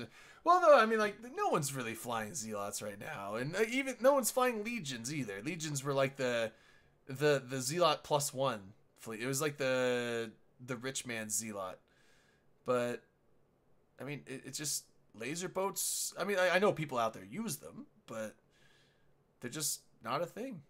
They're not great right now. Well, it's so cap heavy too, right? Like that's the other thing too. Is like most of our ships are like armor tanked, and like that's cap heavy with the reppers, and it's like, ugh. Yeah, but they're fun though. I think it's just they don't have the they current don't meta, they don't no they don't have the alpha that the other weapons do. Railguns and artillery has the alpha, and lasers just don't. Even beam lasers don't. Apparently, and I'm recruiting. Also, Thekla, I believe I've seen a couple Origin guys using Revelations, so they do use lasers. Take that. But, man, I should get a Revelation. I like that ship. I've never flown. I have the skills to fly it. I even have the gun skills and everything. I used a Moros for a long time. Now I've switched to the Naglfar, which I'm excited about, but now I kind of want to use a Revelation. What's our opinion of the new dungeon? Well, we talked, if you came in a little bit late, Duan, we talked about the dungeons early. That was kind of like the first thing we delved into in the show. But slight recap, and we could kind of, because we talked about how they worked and, you know, the potential of, you know, people getting ganked when they come out of them. They sound cool. I don't know. I'm not necessarily one to like go into like kind of like weird rat. Like, I mean, I don't really go into complexes in rat. I don't do you know, the combat sites or anything like that. I mean, like, I just go in rat, just hubs. But now that I'm living in Origin space, I don't even do that because it's like NPC null. It's not safe out there to rat. I mean, you can, but you gotta be. So it's totally safe out there to rat. Now, what I've done, or what I'm in the process of doing, is I resubbed my Jump Freighter alt, my industry guy, and I'm gonna get back into Tech 2 production. Obviously, I'm gonna haul. I have a Jump Freighter pilot, so I can start hauling logistics, bring, you know, supplies in for Origin, sell those, a little bit of a profit, and then. But I want to get drunk and lose your Jump Freighter. Try to bring me. Hold on. I actually have a story with that in a second.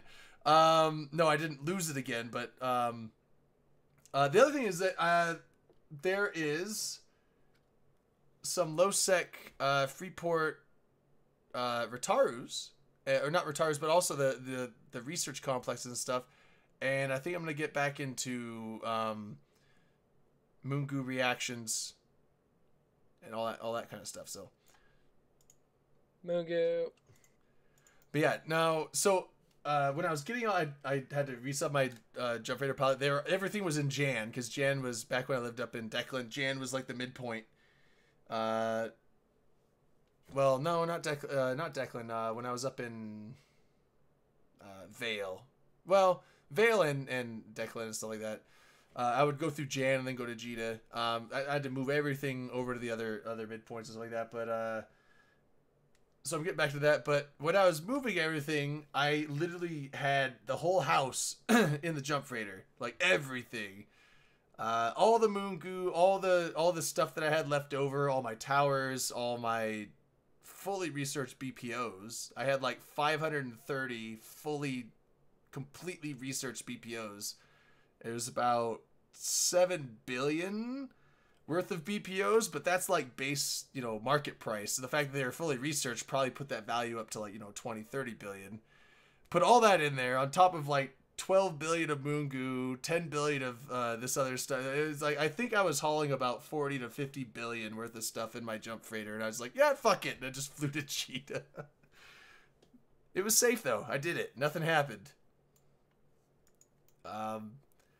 And I did it because I was telling some friends of mine in TeamSpeak, I was like, oh man, I shouldn't do this because it's so dumb, but it'd make it so easy. And they're like, just fucking do it, you pussy. And they don't even play Eve. I'm like, you don't understand. This is a dumb idea. And they're like, just fucking do it. I was like, all right, fuck.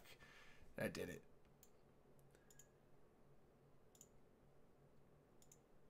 It all worked out though. Yeah, that sounds good, Buck. But, alright, we got quarter till. Pop one more shot.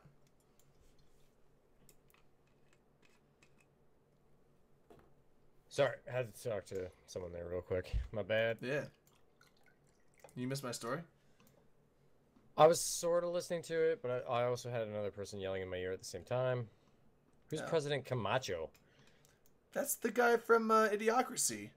I know who that is. Who is this fucking guy? I know this is clearly not Terry Crews. Oh. No, I mean, it's President Camacho. He just poked me and said, "I'll tell you what, boy." It's like, am I dragging this guy up here? What's going on? That's fucking Cheese Sumi. I guarantee it's Cheese fucking Sumi. Should I do it? Go for it. Yeah, do it because I want to prove myself right. I know it's Cheese Sumi. Who is this? We ain't got no time for you. I fucking knew it. I fucking knew it. Of course. It's definitely Camacho. I fucking called it. I just had a feeling. Figured I'd hop in. Were you hooked on that feeling though? Twice. Right, shots. No. Yeah. Beer. Looks like you drink like 2 beers. Yeah, I'm the one that tries not to get turbo drunk on this show. He's the voice of reason. I fucking have to be. You can try, sir. Just wait till Dirk. Although it didn't work out sometimes. I don't know how to break this to you, Chief, but I don't think Dirk's coming back. 100% he's not coming back. He looked a little worried there, man. I hope it was well, yeah, he said it was an emergency, so yeah, I mean... It wasn't that big of an emergency if he came back to be like, it's an emergency. Like, yeah, it's true. If you're coming back to say that, like, hey, guys, it's a pretty big emergency. He looked a little worried. I mean, like, I don't know. It's hard to tell with Dirk, so... I mean... I don't know what it is. I don't even really want to speculate on what it is. I just hope... I still think it was like, someone got in the liquor cabinet, broke a bunch of the Tito's. That wouldn't be an emergency that requires that is an emergency to Dirk. No, it's a family emergency, so don't go down that road. Don't be weird. We got to make up like fake hilarious emergencies so people won't. Oh no, I mean like I don't want to joke about it. I mean, I don't even want to like focus on it. I just it's emergency. I mean, hopefully see, here we okay, go. But Admiral Butt Naked gets it. Dirk has explosive diarrhea. that would be something I would hop up and be like, I gotta go, but 100%. I would be back. You can't sit here and just like pucker and be like, no man, I'm gonna hold it in. Like you gotta take care of that. Yeah, poop sock all day. Yeah, Wims, you better not say what it is if you actually know. Yeah, leave that for him. This is Dirk McChair that we have on the show right now. Well, we're just warming it up. I had a face thing for him, but I like the mesh back there. It allows for breathing of the back. That's what I do with my chair. Yeah, I finally got a mesh on my chair. I got a new chair. I have a chair that is too much for this show. Maybe everybody else has these like office chairs. Well, you got the gamer. You got the gamer racing chair. You got the F1. Like it makes me go faster. I actually it's red. Cheetah on it. It's because you put red faster too. Yeah. The red's actually cheetah blood. That's what it is. Oh yeah. Yeah. I finally got a nice chair. Like my chair, I remember it was like a couple months ago. My chair, every time I leaned back, it was popping and creaking and dying, and everyone could hear it. And I got a new chair. Mine creaks like a motherfucker. $600 chair for $100. It was not stolen. Wait, you had a $600 chair? This motherfucker cost me $299. Yeah, I mean it doesn't look like any kind of, but it's just an office chair, but it's like got really nice support. Like I mean, it's like really solid, and it's because my friend, his dad works for basically a company that builds and makes office chairs, and so when they go to like Office Max and and all these places and like furniture centers that sell office chairs, they bring them their Theodinko, thanks for 14 months, man. But they bring them their presentation models for like for the wholesale pitch, and once they're done, they can't rebox those presentation models, so they sit there, and so they try to get rid of them on the cheap, and so my friend's dad, he's like, oh yeah, we got this chair here that we use to present for a pitch.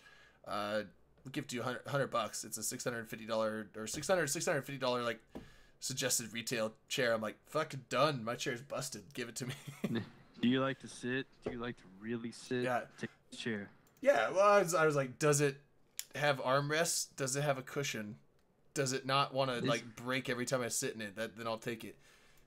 I like how they try to charge you like $100 to like put your chair together for you when you can just buy it for like just the price, and it comes with all the tools. Oh yeah, it came fully assembled too because it was built. It was already assembled. God. It was already assembled for the sales pitch. So it's like literally just like grabbed it, put it in my car, took it home, and sat in it. So My chair would have been like 200 with like the build cost. I'm like retarded. I must have been 5 minutes putting this together. Rear Admiral butt naked. I stole my chair from a homeless guy. Oh, He's sitting in a Walmart cart right now. Let's head off. You know, it's a shopping cart. Top Yeah. area's bent off. Yeah. Damn. Anyway, before we're actually getting to the end of the show, we got 10 minutes left. Is there anything on this list that we did not cover? Because I want to make sure we got everything. I think we got the majority of it, dude. I feel like I'm missing some. Oh! Sorry if that was loud. If you guys, the one thing I did get to watch today, because like I said, I drive. I can't watch Twitch while I'm driving, but when I take a lunch break, I tuned in and I caught the CCP games. If you guys watched that, it was awesome. If you haven't watched it, go fucking watch it. It was hilarious. I was tempted. I didn't have time. Maybe I will. But yeah, games was nuts. Yeah, it was hilarious. It was great. It was I think each side had a dev. One side had Burger, and one side had Karker. I think it was Karker, Manic, Nash Cadaver, and I forget who the other guy was. Then you had Elise, Burger, and a couple other dudes. Oh, we just got resub. Oh, Lieutenant Dan Extreme. 31 fucking months. He just matched me. We must have subbed at the same time.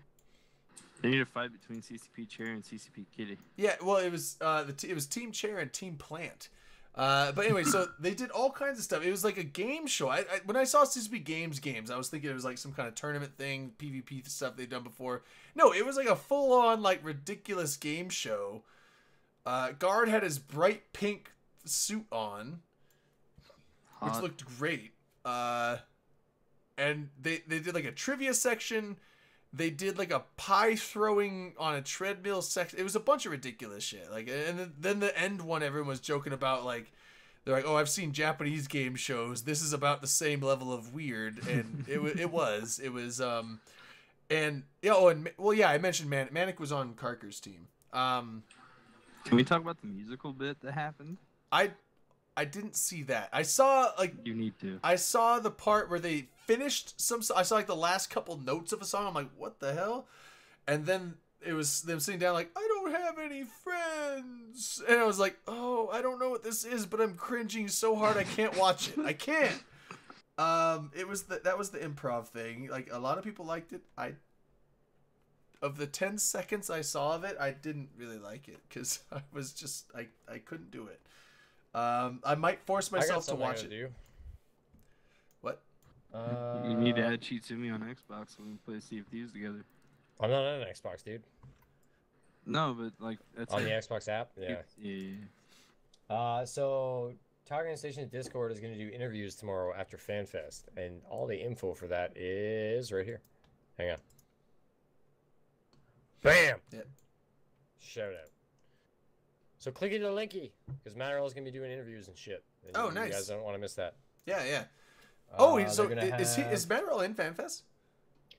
It's going to be him, Kazkora, Carneros, Astarothi. They're going to be doing interviews with dudes at FanFest.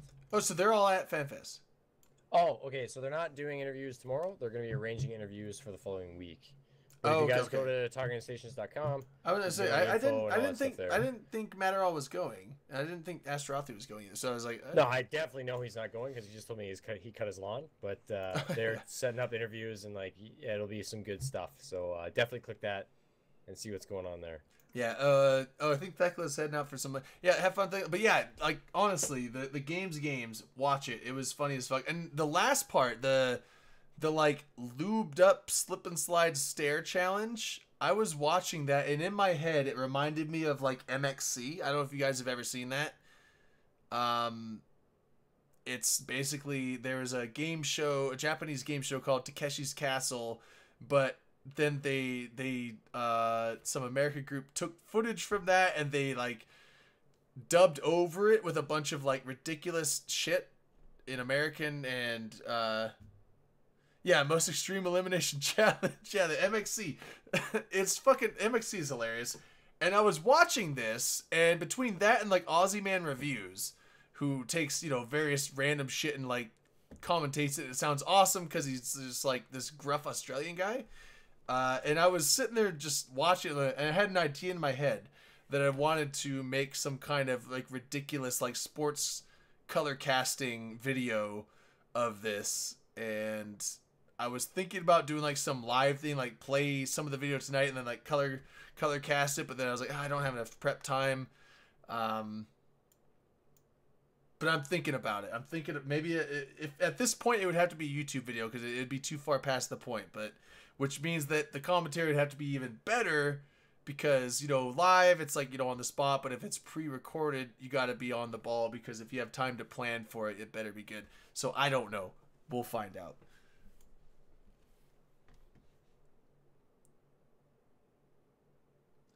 Okay, you've seen Takeshi's Castle with American Overdub. That's MXC. That's actually not Takeshi's Castle. Oh, or do you mean Takeshi's Castle with like legit translations? Because that would be a thing. I've only seen MXC, and MXC is hilarious. There's always a Baba Ganoush. There's always a Baba Ganoush somewhere. Baba Ganoush. It's like, oh, and here comes Baba Ganoush. Oh, like the comments that like the people like when the contestants come up and like do the dumb waves to the camera. And the shit they say, it's fucking hilarious. Oh, he means legit translation. Okay, it does exist. That's weird. All right, we're coming to the end. We got 3 minutes left. You're doing your you said you're doing CS:GO training after this? Sort of. I have like a team practice, but we're not like going over our team strats, so I'm just gonna stream it. We're basically just doing some pugs to like work on some stuff. Should be kind of funny. All right, well. Pugs is pickup games.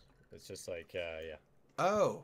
For those of you that's that don't totally know, different I got picked than up by a semi-pro CS:GO team. So Chisumi, I'm not as bad as you say I am. I'm actually the carry and the captain on the team. So I actually used to play pro during like the Modern Warfare, the one with the old school shit. I can't even remember the name anymore. I was so young. COD's not really the same though. You know what I mean? Yeah. I went pro. Like my parents wouldn't let me go to like the tournaments, but like I practiced with all of them, like all the big names, and I raped their fucking faces because they suck. Sorry. What? I don't give a fuck. Oh no, I would no. Oh no, I wasn't saying under that, but shame on you, actually. Shame on who? What are you talking about? What? I don't know. He said sorry, so he felt best. guilty for something, so I was shaming him. Yeah. You can't. You gotta shame Chi. Always, every time. Anyway. Shit. So, man, we got 2 minutes left. I'm gonna pop one more shot for the end of the show. I keep saying pop a shot. Like, what the fuck? I've never said that before until tonight. It's been multiple times. Like, is that even a thing? I don't even know that's a saying. He's got the hip hop culture circulating through his brain. Pop a shot. Maybe you're gonna pop a squat. I've heard pop a squat. I've never said pop. I've never said pop a shot before. I mean, I've heard popping off, but that's different. Just take it. You know you want it. Yeah, maybe. All right. So shots, and then I know what I could do real quick. I know what I could do real quick.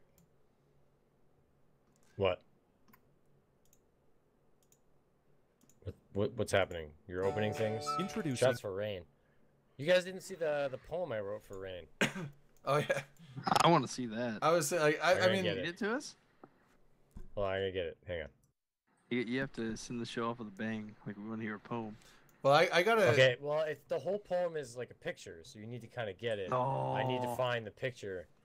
I actually didn't get this because I'm apparently out of the loop and live under a rock. Okay, so Chisumi, are you aware of like the Justin Timberlake meme where like it's gonna be May, where it's like it's gonna be me? Yeah.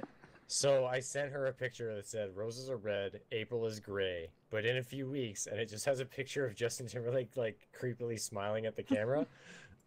And it's gonna be I May? saw Like, this. I was like, yes. Yeah, and he's like, yeah, it's gonna Drake be. thought it was like a gay thing immediately. Well, Like, that's because you're like it's gonna be May, and I'm like, oh, I thought it was like and next week I'm gonna be gay or JT is gay. Or I was like, I didn't know what it was. I was like, because I couldn't think of anything else that rhymed with gray. But we all know Drayden pays women for sex because like you got to keep up an image. You know what I'm saying? Like, I mean, married. Like Jesus, you gotta live the high life. I don't drink Miller, but I do it. All right. Either way, we're at time. Yeah, I was gonna show this ad real quick. If you guys have been watching, I think you've probably seen these, but this was hilarious. I just wanted. It's a 20-second ad, so don't worry, DC. We'll be out of here. I'm actually gonna just drop out of Skype while you do that. And, Okay. Get set up. But yeah, thanks to all for their subs and resubs and all the donors and everything. Super greatly appreciated. Wims, you're always welcome. And I'll catch you guys next week. Yeah. All right. So for the end, I'm just gonna pop this on.